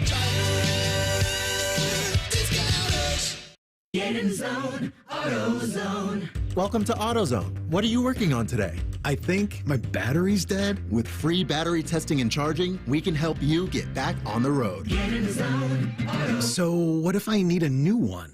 We have the right Duralast battery for you, only at AutoZone. Get in the zone, AutoZone. And what about my old battery? We can recycle it right here at America's #1 battery destination. Get in the zone, AutoZone. Restrictions apply. Meet Cheryl. Hey. She's on vacation and lost in the moment. Unfortunately, so is her Chase debit card. It's gotta be somewhere. Maybe she lost it at salsa night. These skirts should have pockets. Or maybe she lost it at Pilates. 3 and 2 and... But she's not worried. With the Chase mobile app, she can lock her card till it turns up. Tools that help protect. One bank that puts you in control. Visit chase.com/checking. Chase, make more of what's yours. Chase mobile app is available for select mobile devices. Message and data rates may apply. JP Morgan Chase Bank, N.A. member FDIC. The Buckeyes are back at the shoe for a Big Ten battle with Indiana. Live fan coverage starts Saturday morning at 6:30 with the Kick at noon. Every game, every season. Your home of the Buckeyes. The Fan, Ohio sports destination. Get Eco. ECO. Hey, Aaron. Hey, Jerry. Here's something that ECO stands for that you did not see coming. Okay. Echocardiogram. I did not see that coming. Get Eco. ECO. Most people think if they call someone about their furnace or heat pump, some unscrupulous salesman is going to pressure them to buy a whole new unit, even if their old one could be repaired and give them years more service. Get Eco. ECO. Your heart starts racing and you're sweating and breathing funny and your echocardiogram just goes nuts. I'll say. As the guy who invented those hospital wristbands that always stick to your arm hair, I know a thing or two about echocardiograms. Get Eco. ECO. But call Eco and our team will explain all your options, what you can fix, how much it costs, and how that compares to a whole new system. And your echocardiogram? Nice and flat. I mean flat-ter. Actually, flat is bad. Don't worry, they didn't let me invent any of the medical stuff. Get Eco. ECO. Eco plumbers, electricians, and HVAC technicians. GetEco.com. Are you ready to unleash the beast? Monster Energy is here to give you the edge this college tailgate season. Loaded with bold flavors, our powerful blend gives you the energy you need to push you beyond your limits. Tune in all season long with Monster, the energy drink of ESPN Radio College Football Tour. Power your performance with a drink that's as hungry for victory as you are. Crack open an ice-cold Monster and dominate your competition. Monster Energy. Unleash the beast. Grab yours today. Hey, pet parents. With Progressive's collision coverage, you get extra protection for your cat or dog, because there's nothing worse than seeing your pet hurt. Like when you see their face after accidentally stepping on their tail, and you say, "I'm so sorry, Mr. Pickles." But as you kiss his nose and rub his little belly welly, you know Mr. Pickles is thinking, "You betrayed me." Anywho, Progressive pays up to $1,000 in vet bills if your pet is injured in an auto accident. Learn more at Progressive.com and watch where you step. Progressive Casualty Insurance Company and Affiliates. Collision coverage subject to policy terms. Not available in all states. Rothman and Ice is sponsored by your local Pella Window and Door showroom on Gemini Parkway. The Fan, Ohio sports destination. Matty is on perhaps the greatest Iron Man streak ever. He hasn't eaten a French fry this calendar year. 2 crusty shakes, a donut burger with cheese, and a party-sized bucket of flan. This is Rothman and Ice. All right, back at it. All right, it's going to be billed as a massive game. Game day and Big Noon here. Is that correct? I believe so. And I believe Big Ten Network. What time am I going to have to get to campus? May as well sleep in the garage for a noon game. Do they still have the dorms? I don't think they do. They used to back in the day have dorms inside of Ohio Stadium. I think they got rid of them though. Sorry, Anthony. You could just sleep in Ohio Stadium. Yeah, I could if they'd let me. collegefootballnews.com. He is the publisher. Our friend Pete Futek is with us now on the Bryant Heating Cooling Systems Fan Guest Hotline. Peter, good to have you back, my man. I'm going to ruin something for you, and once I tell you this, I apologize in advance. You're not going to be able to unhear it. every single Fox promo, it sounds like big nude kickoff, and I cannot not hear it. I might show up early for that. Exactly. Now, if you do that, then all of a sudden now you're getting now you're beating McAfee. Now you're getting the game day ratings and stuff. So, but big stuff. Hey, look, it's Indiana. They're good at football, and this is actually, if Indiana was, if their name was, Penn State or even Wisconsin or something, then this would bring the earth down for a day, but.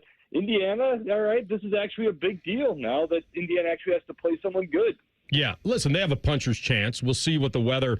Indiana's pass heavy, but here's the deal. The psychology for you and me and Dave, for people that have watched Ohio State beat Indiana for 36 straight years or whatever it's been, is not the psychology that Cignetti and his players will have. A lot of those kids transferred in. They never played against Ohio State.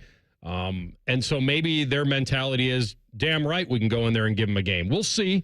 They haven't played a ranked team. The first team they ran into at home against Michigan. Now, the pressure went up, Pete, because of the undefeated season and how far it's gone. Now the pressure really... But I want to start with this question. I have no problem with locking up Cignetti. They feel like they have found lightning in a bottle here and the most inspirational coach we've seen in a long time. Why do it now? Why add that layer to this week? Why not just wait till after the season? I'm guessing because he was about to double his salary because everyone else wants him now, and in a NIL world where everyone's going after everyone else, they're realizing what this guy is. Look, normally I'm totally against this. You show me a contract extension after a couple big wins, and I'll show you a lot of bad paper that some college is going to eat. It never ever works out.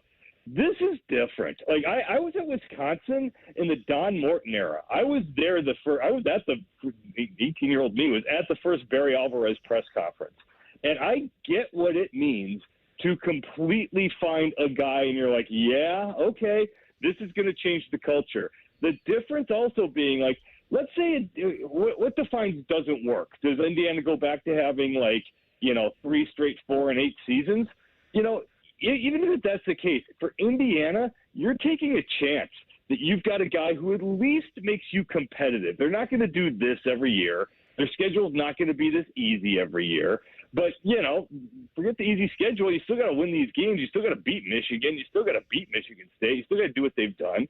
So, all right, fine. So let's say you go from being, the 10-0 to being, 7-5 every year. That's still really good, So for a guy like this at a basketball school that's had nothing in terms of football success, this I sort of get in terms of just changing the culture and just changing what Indiana football means.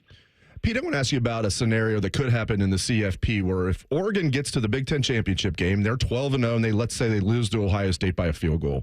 Oregon's the number one team in the nation. They lose to Ohio State, a team they already beat, and then finish 12-1, and then they would be, by all metrics, they would be a top 3 team, probably a top 2 team in the rankings, probably by the committee themselves, but they would be the number 5 seed because of how they designed the 4 teams that get the bye. Your thoughts on that? And will that rule change perhaps next year, the way they do the buys? Yeah, well, the funky thing about this is the best. You want to talk about pressure? You kind of alluded to the idea of Indiana. There's no pressure on Indiana. They could be just obliterated 95-0, and they're still going to beat Purdue. They're going to be 11-1, and they'll probably get the 8 or maybe the 9 seed.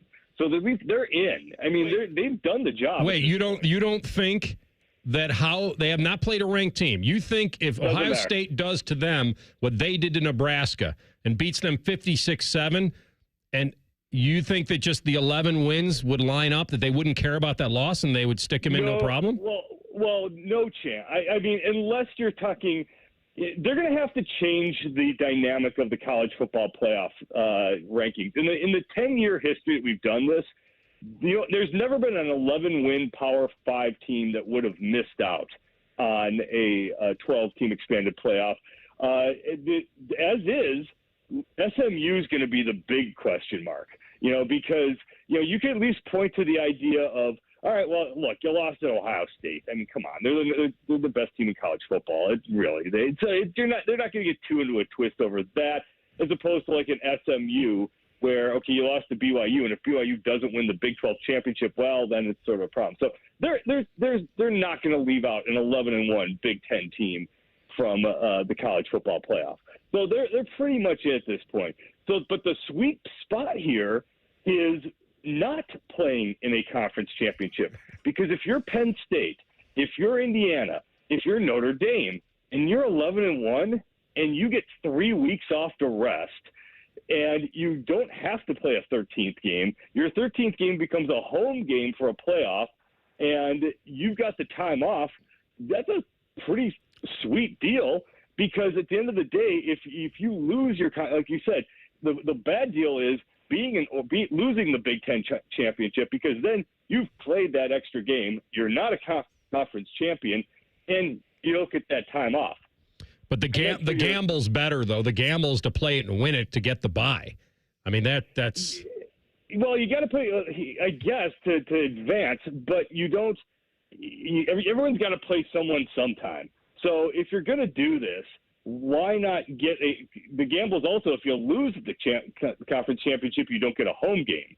Especially if you're a Big Ten team, you'd rather have someone in Bloomington or Columbus on December 20th than you would have to, go down to Athens or something like that. So my guess is how this works is the Big Ten championship loser, even if it's Ohio State, let's flip that. Let's say Ohio State loses by a field goal.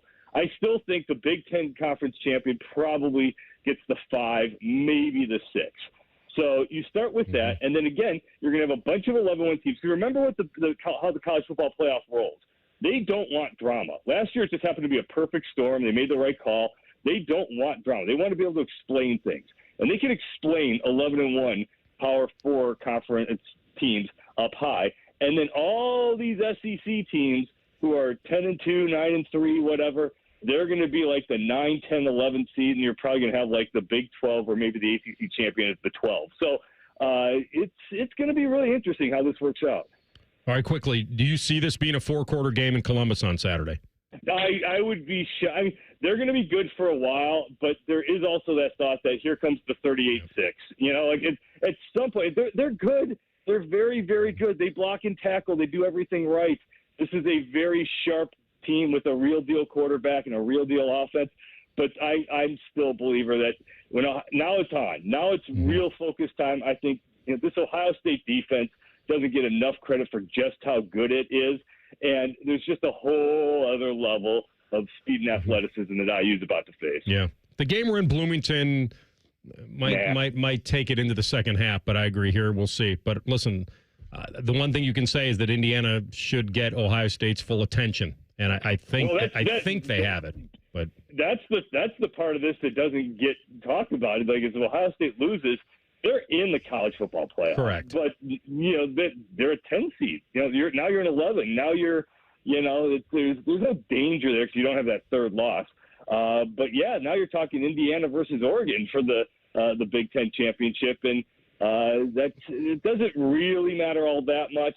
And like I said, outside of not being a home game and being like, oh, wait a minute, maybe Ohio State's not that good, it wouldn't be the end of the world. Yeah. All right, my man. Thanks for jumping on. Always love our conversations. Thanks. Be well. We'll talk again soon. Later, guys. Yep. Pete Futek, College Football News. That's why I was talking to him about Cignetti. It's not they didn't find their guy. Pay him, you found him. But if he wants to be there, you could do it the day after he beats Purdue. You could do this. The last thing you want, and I don't think it's going to happen, is the if on they get their doors blown off Saturday, and then the worst thing in the history of the unthinkable is that they're still in their heads and they lay an egg against Purdue. And you just handed the guy $70 million. I'm not saying he's not the right guy. I'm just saying the dream season is amazing, and he probably is the right one because you said, where are you going to go? And you got a guy who's inspired them. But these seasons sometimes happen in a vacuum. And I would have just waited till after he seals the deal against Purdue. Next morning, announce it. I don't know if I would have done it this week. leading up to this game. I think the bye week might have played into it. Probably my so. guess is, now, to your point, Anthony, they could have agreed behind closed doors and say, let's not. Now, maybe Signetti's like, what, you think I'm going to lose a Purdue? What are you worried about? Let's announce it right now. Maybe he wouldn't have been down And with that. they won't. But maybe they had been negotiating for a couple weeks or a week or whatever. They have. Yeah, and then they had the bye week, and they were able to get the numbers right. Like, let's just do it now. Yeah. They're going to beat Purdue. And maybe he wanted it done now. Yeah, and then give him a hefty buyout. That way, because this is not going to preclude, a big boy coming in and offer him more money. But it sounds like, I think it was smart by Indiana to do it now. And the other question, we can get into this in the final hour, is if you are going to be out of the 1 through 4 buys, would you rather be the 5 or the 6? Because the 5 is going to avoid the 5 will play the 1. And the 6 will only play the 1 if they get all the way there. They're not reseeding along the way. We can take a look at that. When we come back, Buckeye Bulletin time, and Carnell Tate. What a weekend, and he talks about his QB, Rothman and Ice and the Fan. Wake up with the Fan. Eat lunch with the Fan. Go to bed with the Fan. Dream about the Fan. Then change your sheets. Gross. Ew, you guys are gross, but stick around in case I don't find anyone else. The Fan. Do you need a driveway, garage floor, or patio? Call my guys at Maxima Concrete. They are Central Ohio's most trusted concrete company with 250 5-star ratings on Google. Maxima does over 600 projects a year, so no project is too big or complex. There is still time to get your work in this season, or if you're planning for next year, saving your spot is free because they never take deposits. Mention this ad to get $250 off your project. Schedule an estimate today by visiting MaximaConcrete.com. If you're struggling with ED or your performance is down and your belly fat is growing, listen up. You've got one life. Now is the time to act. At the Columbus Men's Clinic, we're not just healthcare, we're your secret weapon. Don't wait another day. Here's why you need to act right now. Every moment you delay, your condition could worsen. It's not just about sex, it's about your heart, your relationship, your life. The Columbus Men's Clinic has over 10 years of proven results for low testosterone and increasing drive, energy level, and performance. We've introduced ED and enhancement treatments so exclusive, you'll wonder why you waited. Procrastination is the thief of time. When it comes to your sexual health, you can't afford to wait. Join the League of Gentlemen who've walked out of our doors with a swagger. Call the Columbus Men's Clinic at 614-300-7400 or visit columbusmensclinic.com. Book your $99 male performance consultation now, including blood work. Call 614-300-7400 or visit columbusmensclinic.com. The Columbus Men's Clinic, making it happen. Common Man here for Jermaine Lexus of Dublin and Easton. It's that time of year. The red bows are not out yet, but I saw someone at the dealership dusting them off. We know what that means. In the meantime, Jermaine Lexus has great inventory on both new and L certified to pick from right now, with 3.49% up to 60 months on their most popular models like the ES, RX, and NX. If you're in the market, please do check them out. Jermaine Lexus, 2 locations to serve you, Dublin and Easton, JermaineLexus.com. It's time for some Thursday night brownies. Yes! Catch the brownies as they battle the Steelers from the land. Live coverage starts Thursday night at 6 on ESPN Columbus and the Fans HD2. Your home of the Browns, the Fan. Toyota-thon is on. The perfect time to save on a new Toyota truck. Now through December 2nd, get 1.99 APR financing on a new 24 Tundra. Excludes TRD Pro. Or lease a Tacoma SR5 double cab for $279 a month for 39 months with $32.99 due at signing. With approved credit through TFS. Tax, title, and license extra. Call 1-888-36-TOYOTA for details or go to Toyota.com. Nobody builds trucks better than Toyota. Let's go places. Common Man and T-Bone here for Hollywood Casino Columbus. Hey, Bone, did you know the sportsbook is now called ESPN Bet? I did, and you can watch your favorite teams on the biggest screens, place your bets, and grab some wings with an ice-cold pint. Maybe you're too boring and don't want to go to the casino. Good news. You can keep the action going and place your bets on the go with the ESPN Bet app. The ESPN Bet Sportsbook is your 50-yard line ticket to odds, point spreads, and over-unders. It's the place to be. Losers must be 21 or older. Gambling problem? Call 1-800-589-9966. This college football moment is brought to you by ServPro. In 2021, LSU finished with a disappointing 6-7 record. Luckily for them, a new head coach in Brian Kelly and a quarterback from Arizona State, Jaden Daniels, arrived in Baton Rouge. They'd lead LSU to the 2022 SEC Championship game and defeated Purdue in the Citrus Bowl to finish 10-4. Kelly and Daniels made that 2021 season like it never even happened. Serve Pro, like it never even happened.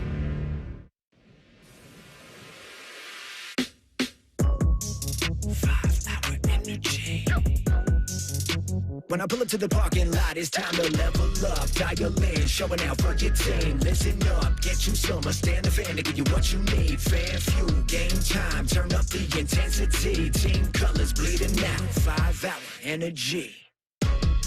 For a limited time, get the fan fuel flavor at 5hourenergy.com. Saturday is game day on the Fan. Sponsored by Riker Chevy. Every game, every season, your home of the Buckeyes. The Fan. Rothman and Ice present Buckeye Bulletin. Sponsored by Logan AC and Heat Services. Don't go through another furnace breakdown. For fast, friendly service, call the experts at Logan Services now for a free estimate and next day furnace installation. All right, a little Buckeye Bulletin action. First of all, there is a top 75 kid, defensive end in the class of 2025, Zahir Mathis. And has he decommitted, but he still views Ohio State as what do you know about this decommit right Yes, now? he's decommitted. And it's happened before, but once a kid decommits, it's pretty rare that he's going to recommit. And he's probably trying to be a nice kid and be kind to the coaching staff. 'Cause I'm sure he does like Ohio State. He committed to them. He's got close relationships with the coaching staff. He probably doesn't want Ohio State fans blasting him on social media. So Ohio State's still in it. Are they really? I tend to think he must have got a NIL package that that was too good to pass up. So old school though. I would agree with you. When a kid decommits, something went south, he liked another assistant coach better, I would think that would be hard to reverse.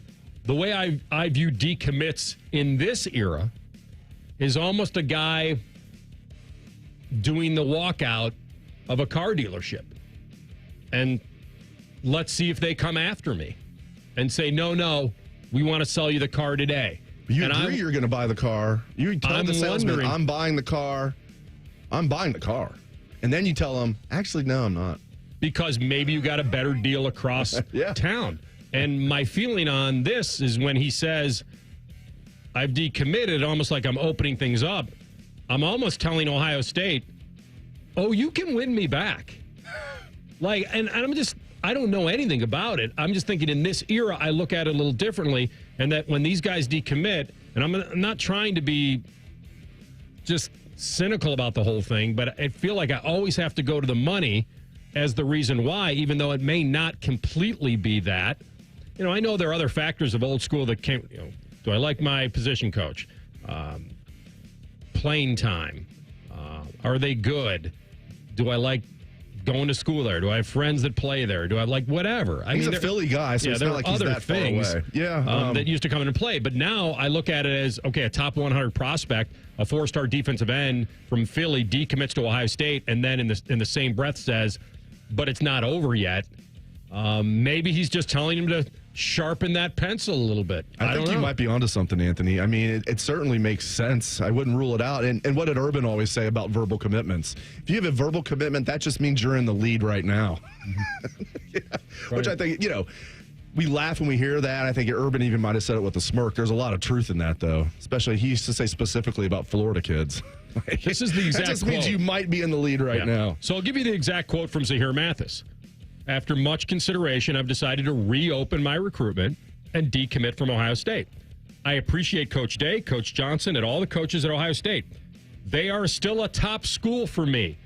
This is a life decision. Please respect my decision. Absolutely. Was there the hashtag respect my decision? I didn't see that. Jeez. Got to throw the hashtag on there. I do feel like in an era of NIL that there is a chance that lesser programs that don't have the success that Ohio State has, and maybe, I don't know who else he's considering, but teams that you wouldn't think normally 10, 15 years ago could compete with Ohio State unless it was the kid's in-state school or something he grew up very close to, wouldn't have a chance. But now they do. Because if they dedicate most of their pie to him versus this guy competing with at Ohio State, well, this is the salary cap we've put on him. I don't know. Possible. sometimes I just step back and it's just crazy. I know. I mean, talking about buying players and like how much money can you spend, and never was supposed to be designed like this. It's pay. Yeah, exactly. This is an NIL. It's pay to play, but it's not going away, man. That genie's not going back in the bottle. It's just crazy how vastly college football has changed in such a small period of time. Yeah. And not just NIL, but the transfer portal, everything else. I mean, it's just a free-for-all. There used to be all these rules about transferring. You have to sit out unless you graduate. Now it's just like, yeah. And then they're like, well, okay, you can transfer once without sitting out. Now it's like, no, you can just do whatever you want, really. It's just crazy. You know, my theory, everything that's happened. And I am okay with the kids transferring because coaches can leave anytime they want. So my theory years ago on this program was they could have kicked the can down the road a little more if they weren't so hell-bent on preventing the transfers. I think they could have Band-Aided this thing a little more if they would have just given the kids a little more freedom the way the coaches have it. And I'm big on commitments too. A kid signs on the dotted line.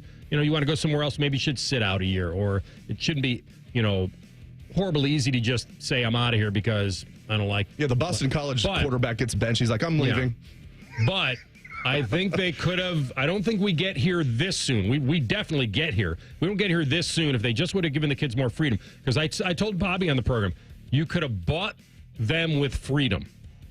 You could have said, okay, we can't pay you, but you know what? If you're not happy here, you're not getting the playing time you deserve, your career is really short, go somewhere and get after it. But they were can't transfer in conference, and you can't be on Ohio State this month and Michigan the next month. Like, we can't have that. So it got weird. All right, to the big story real fast, Carnell Tate. And one of the great kids, one of the great stories, rising star at Ohio State, he's a true sophomore, right? Mm-hmm. I believe. Okay. Yep. Played a lot of games last year, started in the Cotton Bowl and all that, had a great game at home in Chi-Town, and he talked about his quarterback, Will Howard. He's a great guy. It's a blessing to have him and stuff like that. Whenever stuff gets ugly, he's the first one to take blame for it and stuff like that. He's able to make plays.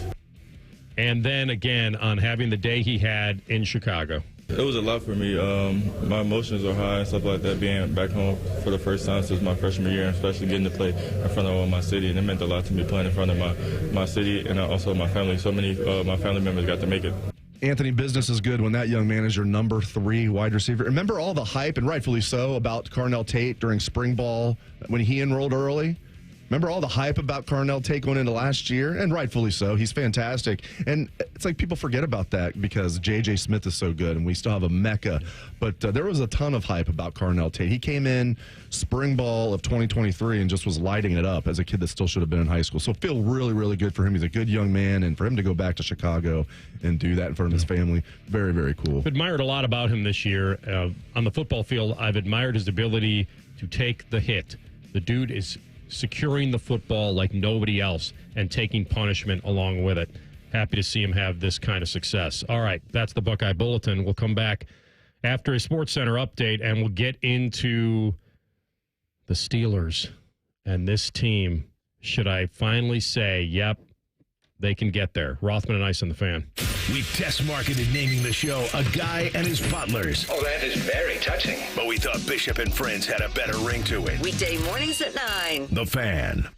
What's better than giving a gift everyone wants? Getting free gas and groceries by earning perks on gift cards purchased at Giant Eagle, Market District, and Get-Go. Choose from hundreds of gift cards to make everyone merry this holiday season, from the biggest retailers and best brands, all while earning you free gas and groceries. Stop in our stores for bonus perk offers on gift cards. Give the gift everyone wants, and get a little something for yourself, too. The holidays are magical at Giant Eagle, Market District, and Get-Go. To Central Ohioans, fall means one thing, football. At Sears Heating and Cooling, fall also means one thing, furnaces. We're not plumbers or electricians. Nope. For 74 years, we've been your Central Ohio heating and cooling experts. Need an electrician or plumber? We'll gladly give you a referral, but we won't pretend to be your one-stop shop for all the trades. We're HVAC experts, and our mission is to provide the highest quality service at the best possible price. That's the local advantage of doing business with your neighbors at Sears Heating and Cooling. Online at SearsHeatingCooling.com. Get in zone, AutoZone. Welcome to AutoZone. What are you working on today? I think my battery's dead. With free battery testing and charging, we can help you get back on the road. Get in zone, AutoZone. So what if I need a new one? We have the right Duralast battery for you, only at AutoZone. Get in the zone. And what about my old battery? We can recycle it right here at America's #1 battery destination. Get in the zone. AutoZone. Restrictions apply. Meet Cheryl. Hey, she's on vacation and lost in the moment. Unfortunately, so is her Chase debit card. It's got to be somewhere. Maybe she lost it at salsa night. These skirts should have pockets. Or maybe she lost it at Pilates. 3 and 2 and... But she's not worried. With the Chase mobile app, she can lock her card till it turns up. Tools that help protect. One bank that puts you in control. Visit chase.com/checking. Chase, make more of what's yours. Chase mobile app is available for select mobile devices. Message and data rates may apply. JP Morgan Chase Bank, N.A. member FDIC. At the Home Depot, we know Saturdays are for college football. That's why we have everything you need to never miss a play. Like North America's #1 home fire safety brand, Kidda. Because on a day full of football sounds you love, like fight songs, roaring crowds, and your favorite commentators... like me, Kirk Herbstreit. The last sound you want to hear is... Defend your game time with Kidda and the Home Depot. How doers get more done. Based on total household installations as of December 2023.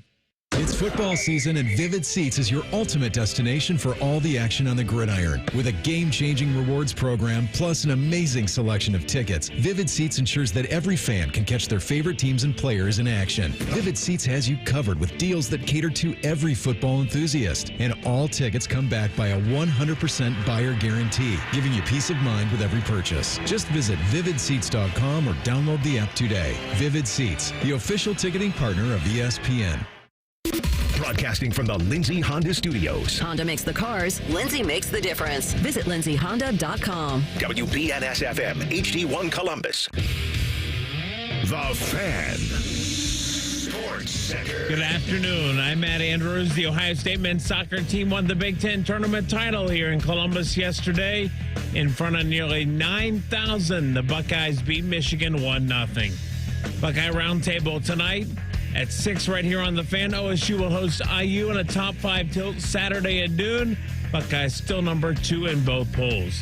Monday Night Football tonight. Houston is in Dallas, and the Blue Jackets are in Boston tonight. Puck will drop at 7 in Beantown. Coverage at 6:30 right here on The Fan. This update is sponsored by Valley Ford of Columbus. Your connection for the best selection of Ford Blue Advantage certified used vehicles. Breaking sports news when it happens on The Fan, Ohio's sports destination.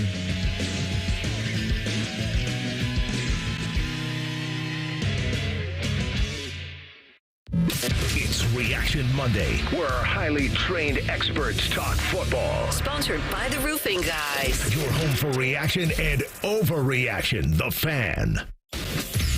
Most shows just skim the surface, but Rothman and Ice feel like the biggest story of the day deserves a closer look. It's time for a deeper dive. Sponsored by Maxima Concrete. Visit MaximaConcrete.com today to schedule your free estimate. All right, final hour of the program. Biddle in for the Iceman. A little under the weather. We wish him our best and hope he gets back here very quickly. All right, so we'll have Ian Fitzsimmons, 2:33, ESPN sideline reporter. We will get to the Steelers in moments because I think it is finally time to acknowledge who they are and what they can be, Gene Hackman. Dave and I had a conversation. First of all, CB, do you have the Kirby Smart clip that I've wanted to hear for a while now? So Georgia certainly was in a must-win. Can't be a 3-loss team and feel comfortable. You had a top 10 team in your house. I don't think you can lose that even close and then feel like, okay, that you control anything, and you're probably on the outside looking in.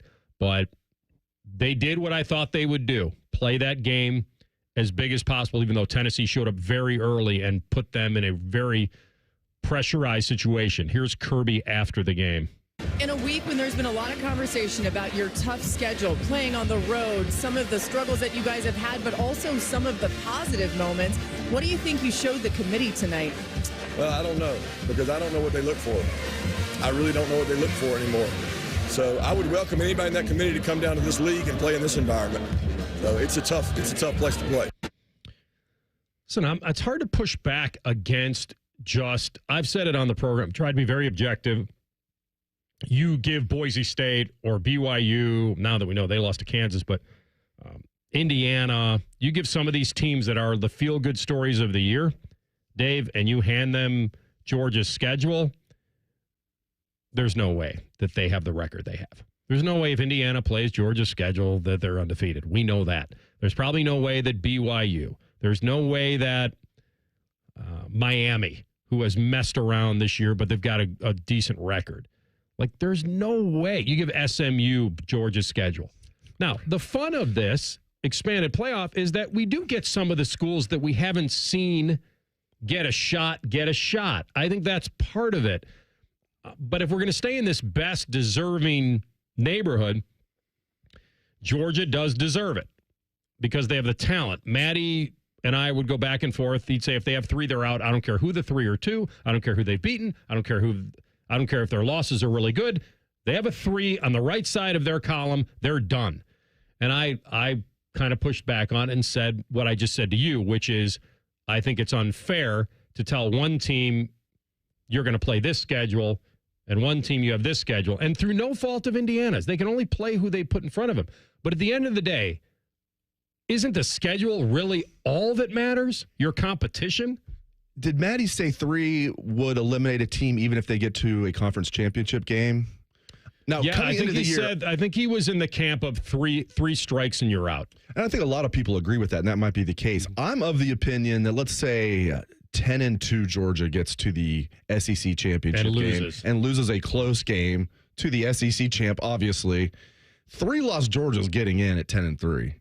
And I've heard this. I don't know if the committee has backed this up, but I've heard Heather Dinich talk about this and other people that basically just cover the CFP for a living, that the committee's not going to penalize a team that has to play an extra game. What does that mean? That means if they consider you in the field before you play that extra game, they're not going to then drop you. Now, if you get blown out, I don't know. They probably still would drop you. But I think 10-3 Georgia would get in if their third loss is in the SEC title game. 9-3 Georgia, I don't think would have gotten in. But I think 10-3 Georgia would. Because you get to the SEC championship game, and you're already in at 10-2. You lose a close game in the SEC title game. That's how a 3-loss team could make it, in my opinion. When we had Pete Futek on, he was of the opinion that it doesn't matter if Ohio State blows Indiana out, that when they beat Purdue, they're automatically in at 11-1. You do not agree with that. I don't. I feel like this is as big or bigger of a game than Michigan. They had to beat Michigan, don't get me wrong, but it was easier to beat Michigan, and it wasn't easy for them. But the longer they went undefeated, the more pressure they were going to feel. So I'll give them that. And I also said on the program that Michigan would see an 8 in front of Indiana's name and say, well, this is how we can feel good about ourselves. We have nothing else to play for outside of the Ohio State game, which is here. And so I thought they would play that tough defensively. And Indiana ran for 40 yards for the whole game, 1.1 per average. And they have 2 good running backs. And they do. And Michigan was the legit defense. Yes. And maybe part of it was the pressure Indiana felt of being undefeated at home, knowing they had to win that game. And Will Johnson wasn't even, I know you're talking about running a rush defense, but Michigan's one of their best defenders. So Mason Graham might be their best, but Will Johnson's considered a top 3 NFL draft pick. He wasn't even playing. I don't know what to make of that because Indiana did get up 17-3. Michigan came back. At least Indiana was able to come through. Some people said that exposed Indiana. I don't know about that, man. I mean, they got up 17-3. It wasn't like they had to come back and get lucky to win. Now, Michigan clearly outplayed them in the second half. But real quick, going back to the debate, I find this very, very, very interesting. If 11-1 Indiana,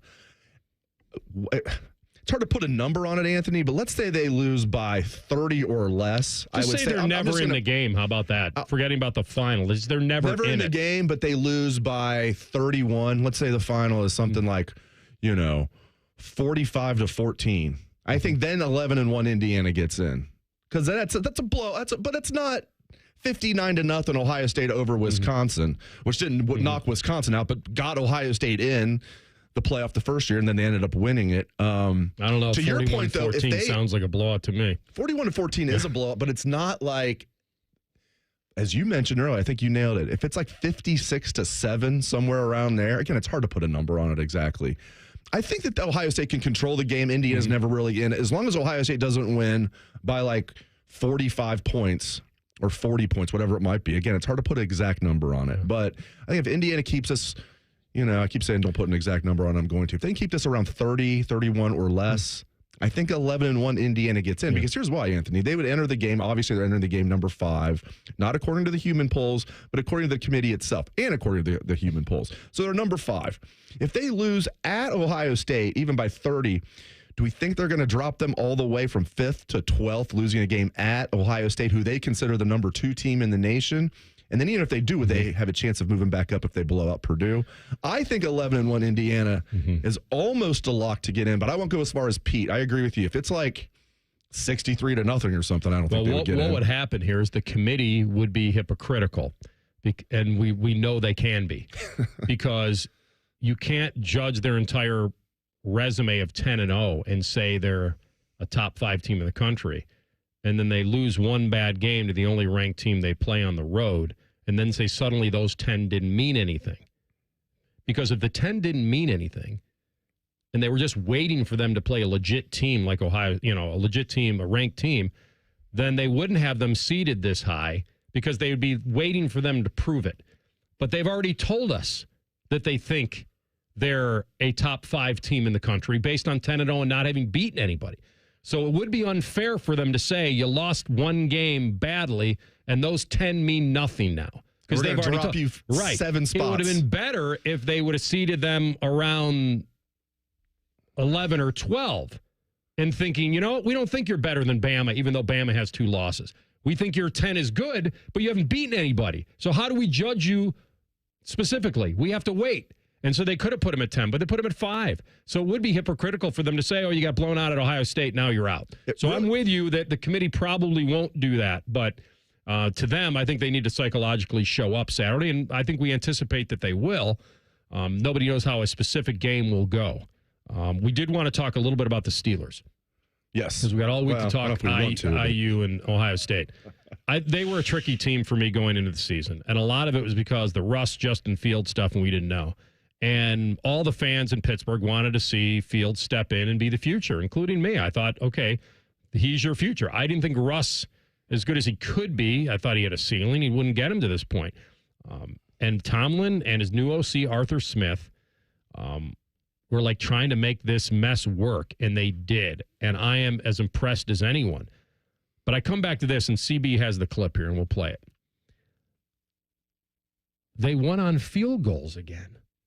Like, how can I sit here and say the Steelers could win the Super Bowl when they're winning games on field goals against good teams? I don't know. I respect them, what they're doing. And their defense, I'm riding them hopefully to a fantasy title. But here's Tomlin when he was asked about the win yesterday. Coach, you think it's really fortunate that you have a kicker like Chris Boswell that can actually score all the points that you would need to secure a win? I love Bos, man. I'm tired of him getting player of the week. He probably got player of the week again this week. He's deserving of it. But it reminds us of our warts. It reminds us of the work that we need to do. But man, no doubt, I'm thankful that he's on our team. How do you evaluate your offense then in this game? W. Even as a Bengal fan, I just have so much respect for Tomlin. He's just must-listen material. Anytime he's interviewed, he's just one of the great orators of our time, period. Not just in sports, just anybody alive. By the way, Anthony, I find this interesting. I love the over-under win totals. College football, NFL, I love looking at them. Even when Major League Baseball, when that comes out, I'm curious what the Reds will be. Do you know what the Steelers over-under win total? Keep on their 17 games, as you know. I say that because sometimes I still think of the 16 games, because we had that for my whole lifetime. We had a funny segment on the show a couple of weeks ago, or when CB asked us if a team could be 500 or better, and I mistakenly looked at him and said, well, they can't be 500. And then, and they can't if they tie, but I never think about ties. Or no, 8-8-1. Yeah, 8-8-1. Yeah, you could, if it worked out that way. But back to your question. What was their over-under? In my mind, I feel like, should I bake in that Tomlin has never had a losing season? So never had a losing season. 17 seasons, I think, in Pittsburgh. Never had a losing season, right. So 17 seasons in Pittsburgh. The guy's never had a losing season. So normally, I would put his over-under probably at 8.5 or 9.5 if I'd probably put it at 8.5, because 8 then would mean he'd finally have a losing season, or you could bet the 9, which might be the favorite, and that since he never has, he'll win at least 9. So I'll say 8.5. Wow. You nailed it. Seriously? Perfectly. 8.5. I didn't know that. I didn't remember it if I did know it. And I did piggyback, but I'll give Scotty Vegas credit for this. He talked about this all offseason. He was like, 8.5? So all they have to do is go 9 and 8? And have another winning season. Like, really? So you're going to bet that the Steelers are going to have a losing record. So they could go 9 and 8, probably not even make the playoffs. Yeah. In fact, you definitely wouldn't this year in the AFC. Probably go 9, or probably miss the playoffs, definitely miss the playoffs, and you still win the bet at 9 and 8.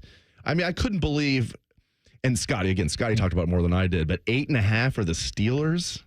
Do you think they can win the Super Bowl?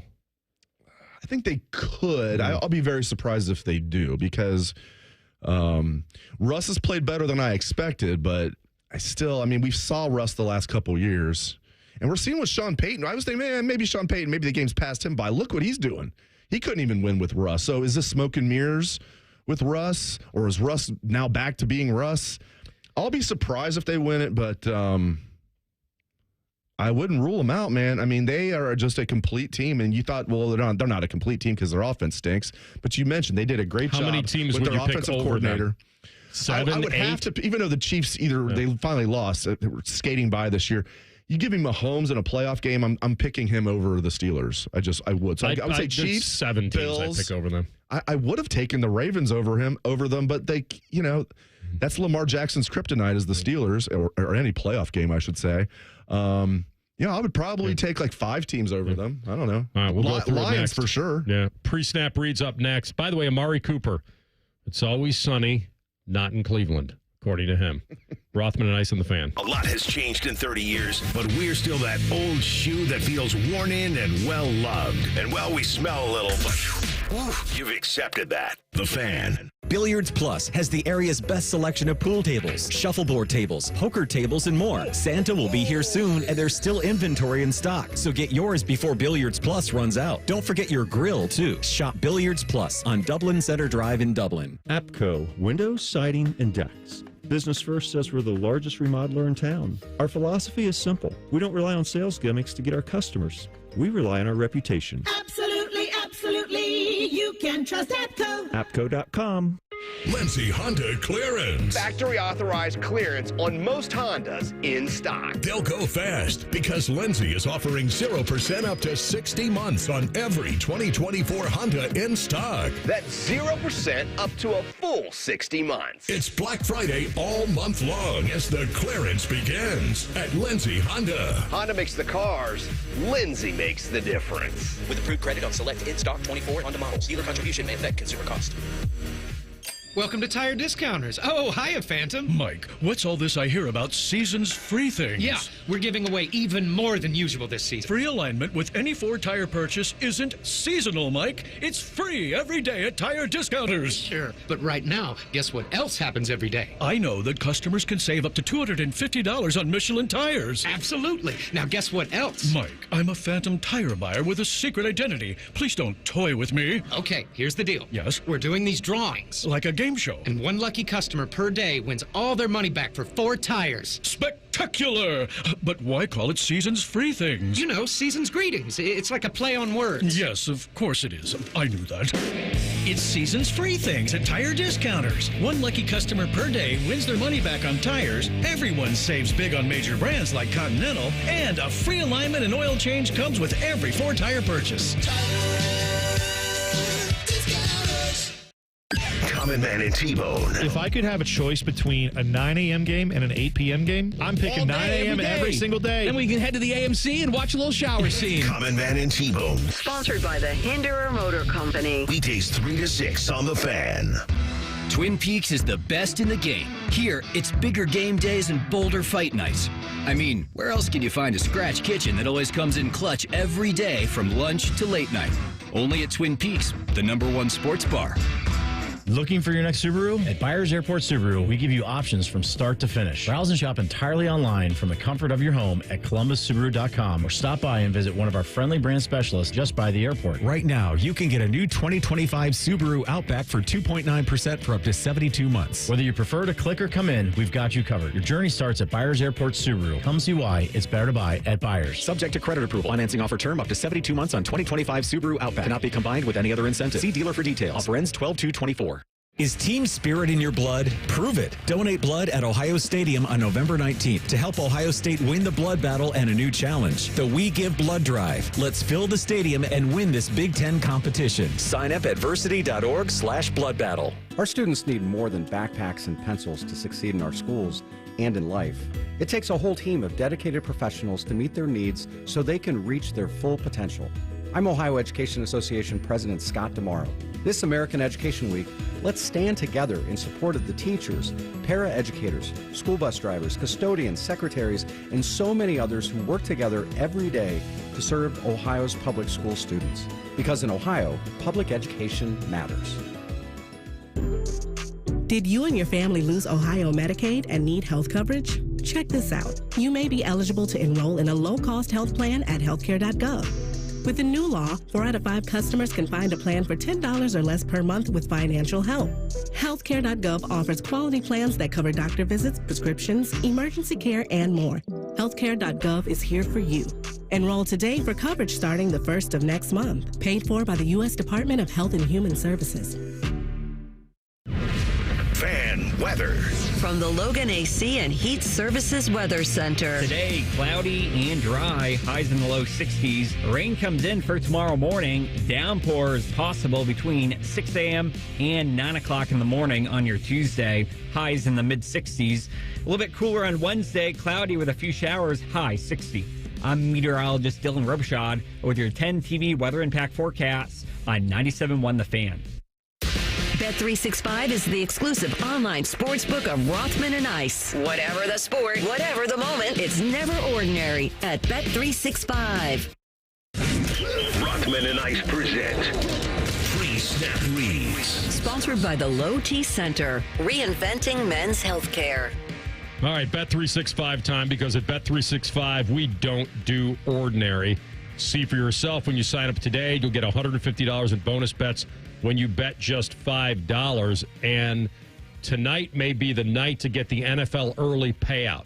So when you're on Bet365 and you get your straight bets paid out, if the team that you back goes 17 points up, for the parlays, the selection will be marked as winner. Stamp it, winner. So if the Texans go up 17 and you have them back tonight, nothing matters. Even if they pull their starters and Dallas would come back a little bit, it wouldn't matter. New customer offers are great there, so go to Bet365. Listen, I could see Houston blowing them out tonight. I think for a fun value bet might be grabbing Joe Mixon for the Texans to actually score twice. Ooh. I don't see a lot of value in, so it's minus 175 for him to score. But if you get him 2 touchdowns or more, it's plus 260. And heading into this game, I'll remind you this. Joe Mixon has scored every week he has started and finished a game. If you look at his game logs, the only game he didn't score was in week 2 against the Bears, and it was a game he left with an injury. Since he's come back, Joe Mixon has scored at least once in every game and twice in 2 games. They are playing the Dallas Cowboys. I would think that's a pretty good chance. They're 7-point favorites. Mixon should get 20-plus touches. Hopefully he'll get some near the goal line. So I'm willing to maybe, which I rarely do, go all in on the double touchdown night at plus 260. What say you? All right. I was going to go C.J. Stroud over 239.5 passing yards, but I'm getting minus 110. So I'm like, let me parlay that with C.J. Stroud over 1.5 touchdowns. Because I think if C.J. Stroud throws for 240 yards, he's going to get a couple of tutties. So I got C.J. Stroud over 1.5 touchdowns, C.J. Stroud over 239.5 passing yards. And by the way, over 1.5 passing touchdowns. So if he gets a rushing touchdown, that doesn't count. And you're getting plus 161. And on Bet365, I just put my money where my mouth is. I just made that bet. You get plus 161 odds. CJ Stroud over the passing yards and then over on the touchdowns. We're keeping it live and local. All right, whatever the sport, whatever the moment, it's never ordinary at Bet365. Got to be 21 or older, must be present in Ohio. If you or someone you know has a gambling problem and wants help, call 1-800-GAMBLER. And may the odds be ever in your favor. The one I did get right, and I think everybody got torched this week in NFL picks against the number, but the one that I was touting all week did come through. The Buffalo Bills beating the Kansas City Chiefs. And it was the game. I think the combination of Lamar Jackson laying an egg against Pittsburgh and Josh Allen winning the game on that run against Mahomes could be an MVP moment. It's like got that kind of Heisman MVP feel. He was close anyway, and now there are games left to be played. They're not voting tomorrow, so there's certainly a chance that Lamar still wins MVP or somebody else does, but I think that was a moment, Dave, that if you had money on Josh Allen win MVP, you were thrilled. You hit the nail on the head. That did. It was like an MVP moment, or like we call it, like you said, a Heisman moment. That is exactly what that felt like. And while this should not be the case in sports, we know it is across sports. If a guy has not won an MVP, that helps and it's close with somebody who's won multiple MVPs, every time the tie is going to go to the guy who has not won one. My go-to example, and I love Charles Barkley, is the 1993 NBA MVP. Should have been Michael Jordan. But if people were sick of giving it to Michael Jordan every year, even though he's clearly the best player. And listen, Barkley had a great year that year for the Suns. It was an upset. Great year. Took them all the way to the NBA Finals where they lost to Michael Jordan and the Bulls. But Barkley had never won an MVP. Nobody thought he was better than Jordan that year, but he got the MVP over Jordan. And I was in high school. I was not very happy about that. But that's just one of many examples. So, but I think Josh Allen's going to deserve it. They're not just going to give it to him because he hasn't won one. And if you're a Bengal fan, you got to be thinking, man, if they had a winning record, Joe Burrow might be your favorite to win MVP. Look at the numbers Burrow's putting up. He's putting up incredibly good numbers. So the funny thing about Jordan in 93 real quickly is that not only did he not win MVP, he didn't even come in second. Did you know that? Jordan fatigue. I probably did. I probably blocked that. I was so mad he didn't win. So it was Barkley and then Olajuwon.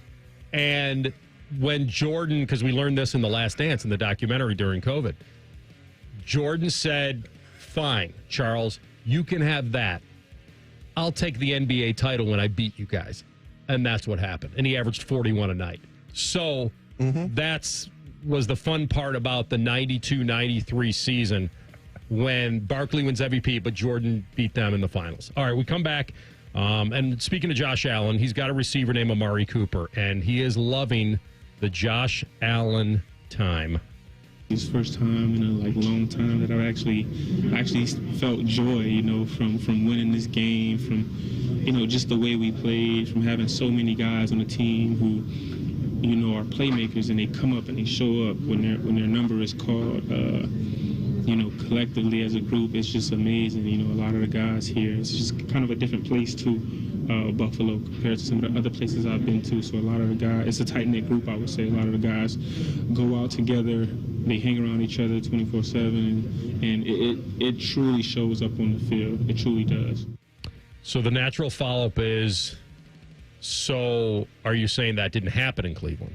Are you saying you're not going to vacation in Cleveland? Yeah. Is this what you're getting at? Are you saying that Josh Allen is better than Deshaun Watson? Because it's fine if you do.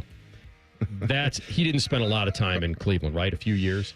So, but a lot of this, sometimes you're caught up in the emotion of the game. He had a big catch. They win the game. They beat Kansas City. But here's, I'm finally experiencing joy. Okay, I get it. Well, it's like with Will Howard. Did you catch at the press conference last week when somebody asked Will Howard about his, because he was a 59% passer at Kansas State, and they said, Will, you're throwing 74% now at Ohio State, 15% higher than your career. You've had 4 games of 80% or more. What do you attribute that to? One of the first things out of his mouth was coaching. He ain't wrong. He ain't wrong. And by the way, it does help when you're throwing to Jeremiah Smith, Emeka Egbuka, and Carnell Tate. That helps. But it helps playing in a Ryan Day, Chip Kelly offense. But we heard it all offseason. Oh, Will Howard, throws less than 60%. It's like, let's get him in a Ryan Day offense. We'll see about that. All right, those are your pre-snap reads for today. We come back with our friend Ian Fitzsimmons, ESPN sideline reporter. Is Georgia back? We'll ask him. Rothman and Ice in the Fan.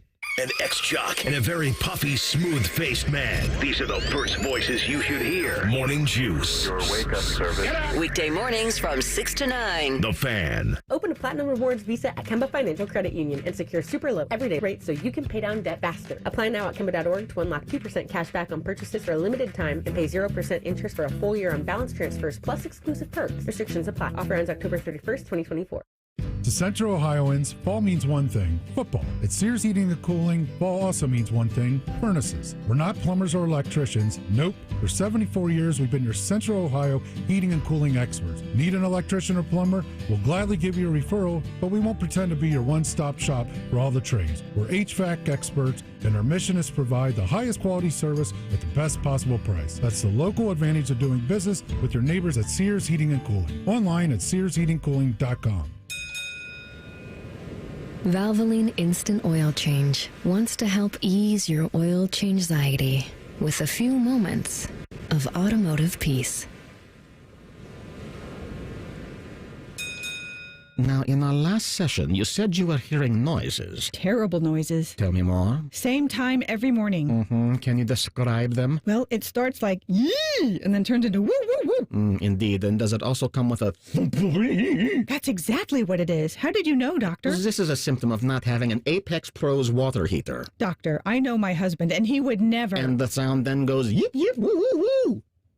I'm writing you a prescription for an Apex Pros water heater. You really think this will help? Apex Pros, the pros who knows. First you doubt me, then you doubt the pros who knows. I'm not doubting. I just didn't think my husband would make such the unnecessary suffering of surprise cold water. I've seen it 1,000 times. Apex Pros even has tankless solutions that provide never-ending warm water. Wow. The crazy sounds will go away by tomorrow. Now here's my bill. Now about that sound. It's Alex the Apex Bear. We are the pros who knows. The official plumber of the Columbus Blue Jackets. ApexPros.com. Much like a vampire, we need to be invited into your house. But once we're in, we never leave. Listen to The Fan on your Alexa or Google Home smart speaker. Just say play 97.1 The Fan and prepare to be amazed. Do it now. Hey, it's Bobby Carpenter. Is your business generating over $1 million a year in revenue? If your financial advisory team isn't keeping pace, maybe it's time for a change. Here's Brad Hennebert with Premier Advisors. Thanks, Bobby. Our team integrates financial planning and asset management with business accounting and tax preparation. Business owners have planning needs that are unique. We work with you to design a seamless financial services bundle tailored to your business with monthly or quarterly advisory consultations to help guide you along the way. We don't just keep score of what happened last year. Our team combines expert financial planning and wealth management with top-tier tax services, helping businesses like yours build wealth for you. Call us today at 614-524-4888. That's 614-524-4888. Brad Hennebert is a registered representative offering securities through United Planners Financial Services. Member FINRA SIPC. Advisory services offered through TCP Asset Management LLC. Tax services offered through Premier Tax CPAs. United Planners is not affiliated with TCP Asset Management, Premier Advisors, or Premier Tax CPAs. Get in zone, AutoZone. Welcome to AutoZone. What are you working on today? I think my battery's dead. With free battery testing and charging, we can help you get back on the road. Get in zone, AutoZone. So what if I need a new one?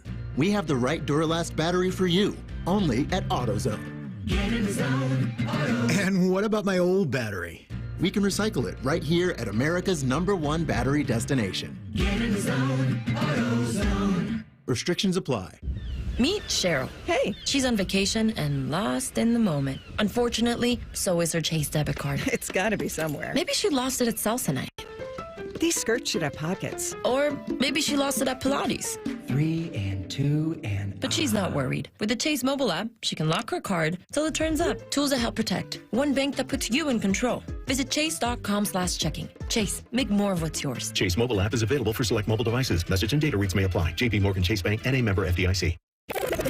Rothman and Ice is sponsored by your local Pella Window and Door showroom on Gemini Parkway. The Fan, Ohio sports destination. Anthony finally hit a hole-in-one. It's in the hole. So now what? Just bask in the glory? And that's how she wrote. You're listening to Rothman and Ice. Oh, we got a beauty on Saturday. The unthinkable. I went to Bloomington homecoming to watch them play Nebraska. I have tabbed this the Haley's Comet Hoosiers.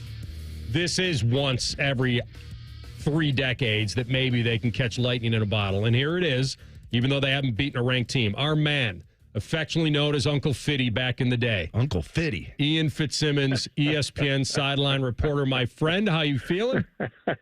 Man, I haven't heard that nickname in probably 20 years, AR. I thought that one got put to bed, and you bring it back out, man. Craig Schmidt, a.k.a. Louie. He's nicknamed Louie because he reminds me of Louis Cypher, meaning the Antichrist. He's the one that gave me that damn thing. He played high school ball with Herbie at Elk Pride at Centerville, right? So I haven't heard. Hey, you went way back on.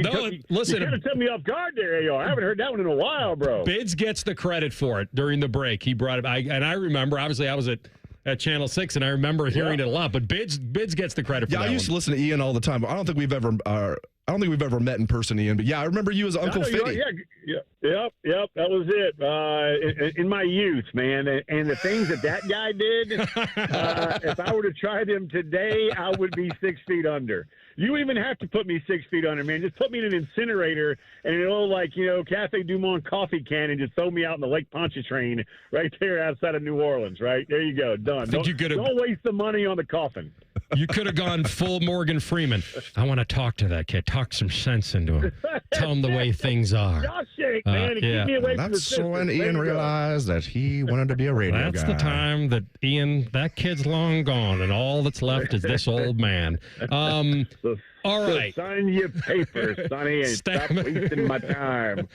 All right. So this feels like a little bit of a Shawshank kind of game. Listen, the loser, as long as Indiana doesn't get their doors blown off, they're in the playoff. They beat Purdue, they're in. Ohio State loses the game in some freak upset, they're still in the playoff. So I'll ask it this way. Does either one of these teams feel more pressure to win this? Is it always going to be Ohio State because they're playing Indiana at home? Yeah, 100%. And they've had the pressure going back to the offseason when I saw you guys at Big Ten Media Days, man. I mean, it was there then because this is by far the best team that money could buy. I mean, you go and get one of the best safeties, out of Alabama, who just came in and had an immediate impact. You go get Will Howard out of Kansas State, Quinshon Judkins out of Ole Miss, one of the best running backs who did things in the Southeastern Conference that hadn't been done since Herschel Walker and Bo Jackson through a 2-year career at Ole Miss.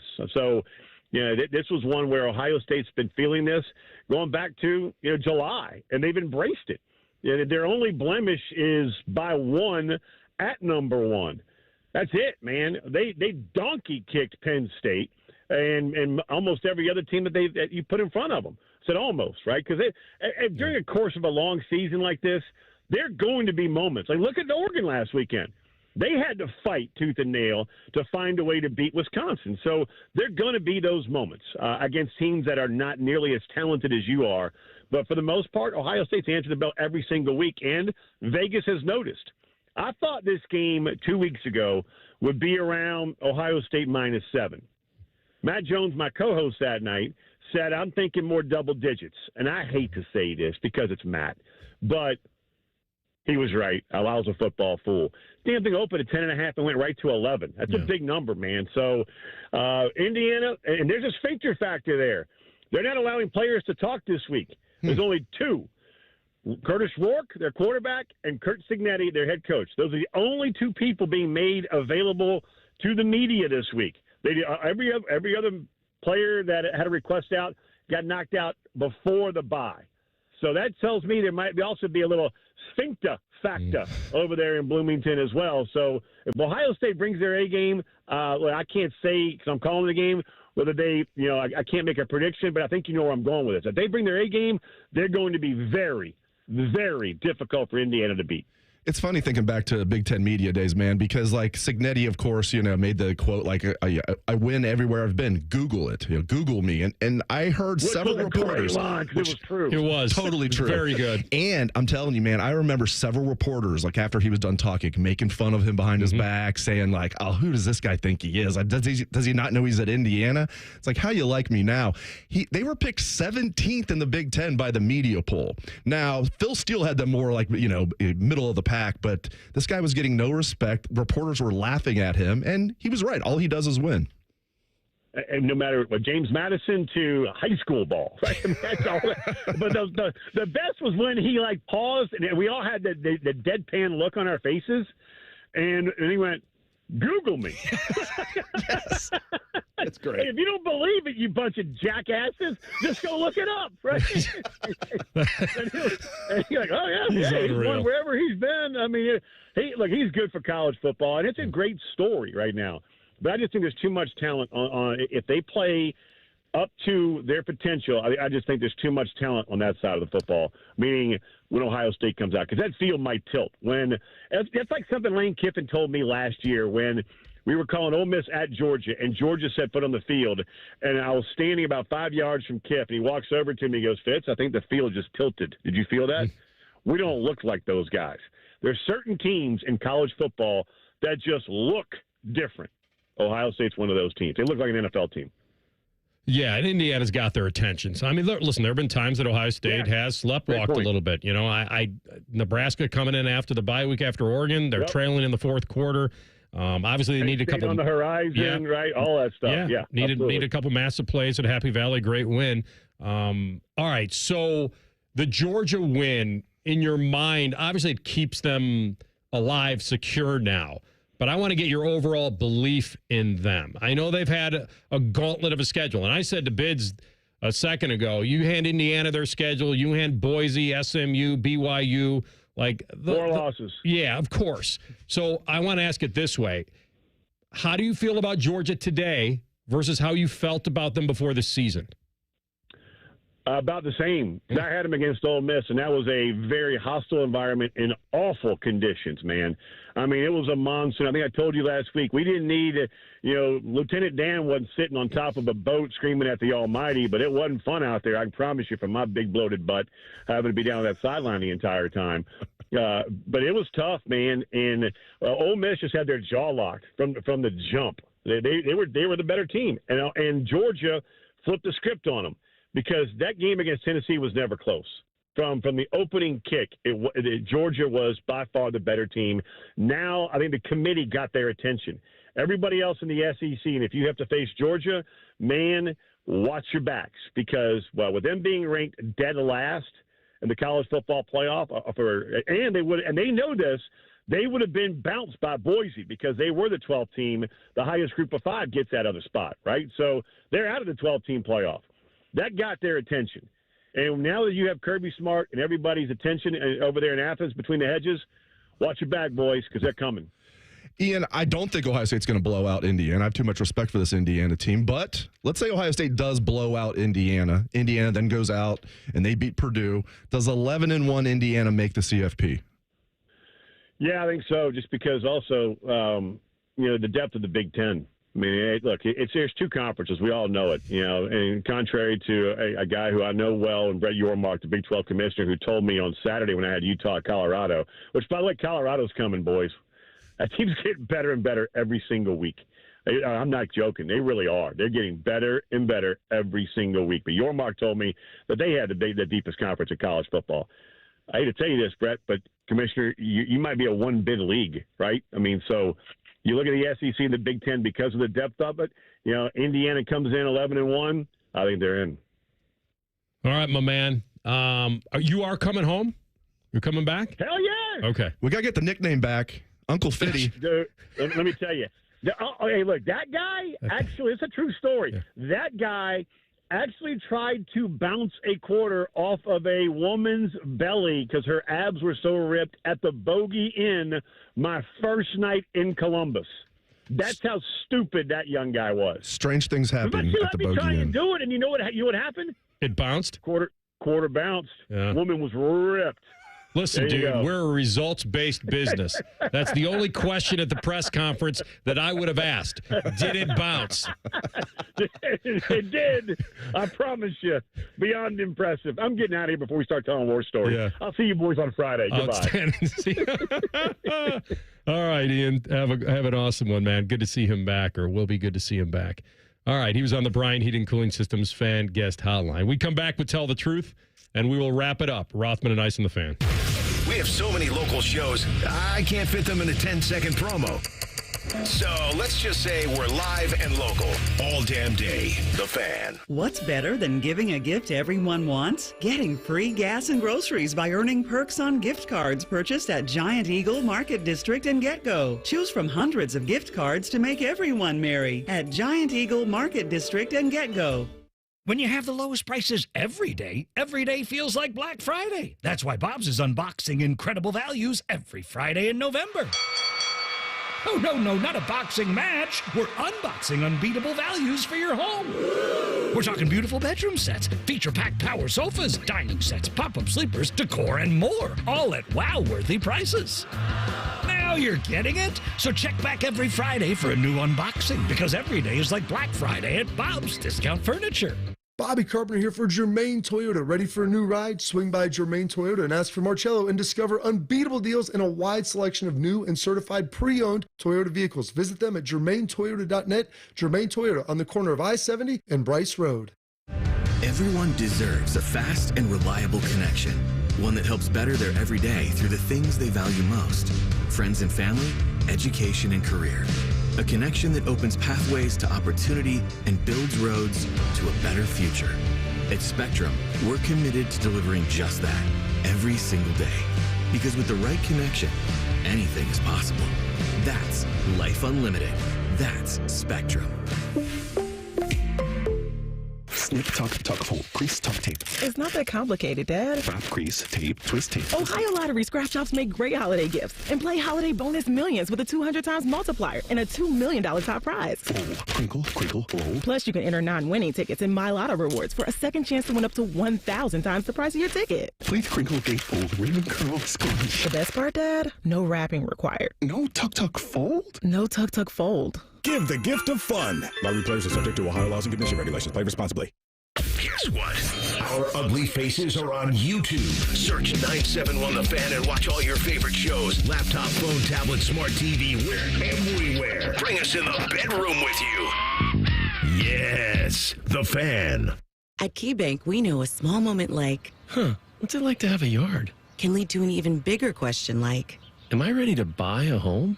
And that's the type of moment where we'll meet you, prepared to talk about everything you need to know when applying for a mortgage, so you can try to turn those backyard dreams into reality. Paul? Yes? Question. Are you a hammock person? You know, I think I might be. For every financial need, we'll meet you in the moment. KeyBank opens doors. NMLS 399797, Equal Housing Lender.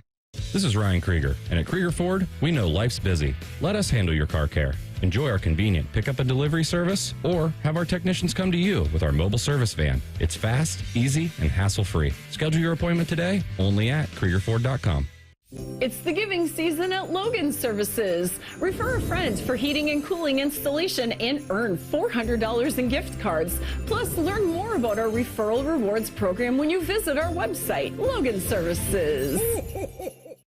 Welcome to Tire Discounters. Oh, hiya, Phantom. Mike, what's all this I hear about season's free things? Yeah, we're giving away even more than usual this season. Free alignment with any Ford tire purchase isn't seasonal, Mike. It's free every day at Tire Discounters. Sure, but right now, guess what else happens every day? I know that customers can save up to $250 on Michelin tires. Absolutely. Now, guess what else? Mike, I'm a Phantom tire buyer with a secret identity. Please don't toy with me. Okay, here's the deal. Yes? We're doing these drawings. Like a game show. And one lucky customer per day wins all their money back for 4 tires. Spectacular! But why call it Season's Free Things? You know, Season's Greetings. It's like a play on words. Yes, of course it is. I knew that. It's Season's Free Things at Tire Discounters. One lucky customer per day wins their money back on tires. Everyone saves big on major brands like Continental. And a free alignment and oil change comes with every Ford tire purchase. All your favorite fan shows are available when you want them. Head to 971thefan.com and hit that subscribe button. The Fan, Ohio sports destination. Tell the truth with Rothman and Ice. Sponsored by Twin Peaks. Eats, drinks, scenic views. All right, CB, take us home. All right, I know our saying around here is once back in the 80s. That's been a great time, I know, for a lot of people in their lives. But let's go back to the 90s real quick, because in the year 1996, something very unique happened. Ohio State was playing on the road at Indiana. They were. Jay Rogers was the quarterback for Indiana. He had him at midfield. I was there. Finkus and Katzenmoyer, the whole thing, steals the ball. Finkus takes it back. We started a Pasadena chant entering Memorial Stadium. Pasadena. The fact, and by the way, Indiana was horrendous that year, CB. I don't mean to jump, but the fact that you went there is amazing, because that is one game where Indiana was trash, and they probably should have won the game, and it was Mallory's hurrah, and I thought that maybe that was the year. And when I talked to Big Cat and Finkus, who I talked to both those guys, I feel like that was a wild affair. Anyway, continue. Well, you guys were leading me right down the path of where I wanted to go. So, yes, it clinched the trip to the Rose Bowl, which we know very well from history through Ohio and State. Nothing happened the next week. No, not at all. Not at all. That game was here, too. Gosh. But the point I want to make...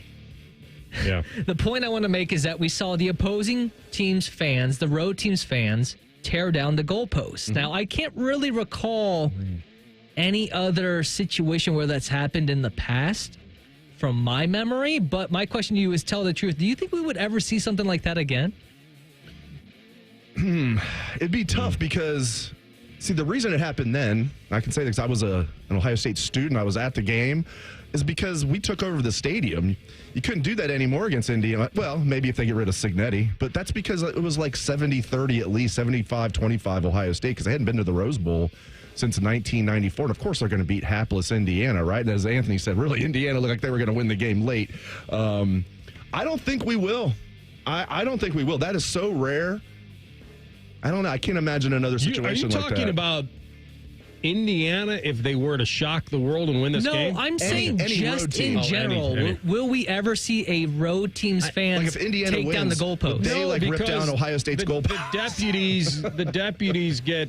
I mean, they surround that thing. Not in every school, apparently. Oh, yeah, you're going to get the pepper spray. Oh, yeah. By the way, how do you get enough people on that thing that it just snaps the base off? I think that's what you have to do. You have to get some weight at the top of it, and it just kind of topples over. You just get it wiggling. They don't want to grease the foul poles like they usually do. Like that would be a grease little the light poles like they did in Philly before I believe they won the Super Bowl. Yeah, if that was correct. That seems, first of all, would you have enough fans that went on the roadie to be able to pull it off anyway? I guess they could have done it in Wrigley this past weekend if they wanted to. But that's the thing. Like I was thinking, like when Ohio State took over Cal's stadium, because that's what the Wrigley game reminded me of when it was 2013. Kenny Guyton actually started. Jared Goff was a true freshman quarterback for Cal that year starting. And Ohio State went out to Berkeley, California and took over that stadium, like 80-20. But like Cal was not good, so they're not going to storm the field. And like the only reason we stormed the field in 96 is because like we hadn't been to the Rose Bowl in forever, and that clinched the Rose Bowl.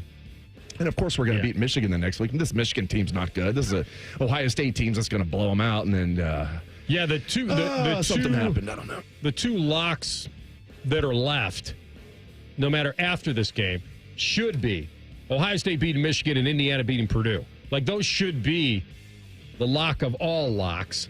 But rivalry game, you never know. Right. It's all those that Connor Stallions walking through that door. You just don't know. In Central Michigan gear, you just never know, Anthony. By the way, when McElwain came to that presser and said, I know nothing, and we're going to find this guy. What happened? Who credentialed this guy? Come on. All right. Continue, CB. You can't handle I don't think it'll happen. We're all trying to find the guy who caused this. Yeah, I don't think you're going to, grease the cookie sheet. I don't think you'll need to before this one. I saw some reporting on CBS Sports' NFL page today about the possible fit with Bill Belichick with the Jaguars if they kept GM Trent Baalke around, because he has some background working together with Belichick during their time with the Jets. My question to you, though, is just looking at the roster and how it fits maybe how Belichick wants to coach. Do you think that would be a good fit? I do, and I think he's also going to look at the division. And the Texans are going to be a problem for a long time. But overall, I think that's a division that you'd feel good about, as opposed to joining like the AFC North, for example, having to deal with the Steelers and Ravens twice a year. It depends on how he feels about Lawrence. But I imagine Belichick feels like he could win with Trevor Lawrence. I think it is a good fit. There's a lot of talk about Dallas as well. I don't know. I mean, now you'd probably rather be you'd definitely rather be in the NFC than the AFC. But yeah, it makes sense to me. I think he brings up a great point about the division. Although with Belichick being, I assume if he takes a job next year, he'll be 73. I feel like he can't just go in and think, like he's got to have a timeline where he thinks I can play for a Super Bowl in 3 years. They got to the playoffs 2 years ago. And if you can win the division and you get a bye, then at least you're in a pretty good spot. I do think now that you've mentioned the Jaguars, then that might add up. I do think he's going to come back, but I think that the connection between, as you said, Balky and Belichick, I'm not really sure. Do you think the ultimate destination has to be Dallas? There's been a lot of talk about that. I had one of my buddies is a huge Cowboys fan, and he's like convinced it's going to happen. I'm like, okay. Belichick's going to want all the control, though, and I don't know if Jerry's going to do that. I mean, maybe Jerry's to the point. He should be. He's getting up there. He should just be like, okay, I need to do whatever it takes to win and not be such a egomaniac. But good luck getting him to change his stripes. He'll be 83 next year, so he may want to stay. That my best last decision was hiring a guy that's won 6 Super Bowls. And he did hire Belichick's mentor years ago in Bill Parcells. That was the one time Jerry Jones, in my opinion, went out of his comfort zone to hire a coach. I mean, Mike McCarthy, bringing him back this year, what were you even thinking doing that? There's just been a lot of mid coaches there. Parcells being the one exception. And I'm not talking about when he first took over because he fell into a couple of Super Bowls there. But when he first bought the team, yeah, I could see Belichick doing that. If I'm Belichick, I'd probably rather have the Jags job. I can't believe I'm saying that. You'd rather have the Jags job than the Cowboys? Maybe, because I don't think their owner is good. Khan, is that his name? Shad Khan, yes, Shaka Khan, yes. But I think he would get out of the way, though, I think, and let Belichick have full power. And I think even if Jerry Jones said he would do that, I can't imagine Jerry Jones actually doing that. It's Dallas. Jerry gets out of his own way. He's in his 80s. Bill's going to be mid-70s. They both make one last run together, and it's the best last move of Jones's career is that I put Bill Belichick in charge of this thing to help me get back to a Super Bowl, at least an NFC title game. But I think the Jags are second. I do. And the truth shall set you free. It might be as simple as, does he prefer Trevor Lawrence or Dak Prescott? That's right. See how Dak comes back from this injury. All right, Bids, great job. I know you'll be at the presser tomorrow. We'll listen for the questions. Thanks for coming in on short notice. And we will talk to you tomorrow. Common Man and T-Bone take over. Rothman and Ice and the Fan. Question from a listener. Do you dopes ever get tired of talking about Ohio State? No. The Buckeye Show. Weeknights at 6. The Fan. This is a fan action update. Download the Prime Sports Ohio app today or visit primesportsbook.com and use the promo code JUSTSPORTS for a welcome bonus of up to $100. Buckeyes, Hoosiers, top 5 matchup in Columbus this week. Ohio State's an 11.5-point favorite over Indiana. Ohio State's minus 430 on the money line. Indiana's plus 330 to pull off the upset. Total on the game is 52.5. For your Prime Sports action update, I'm Scotty Vegas.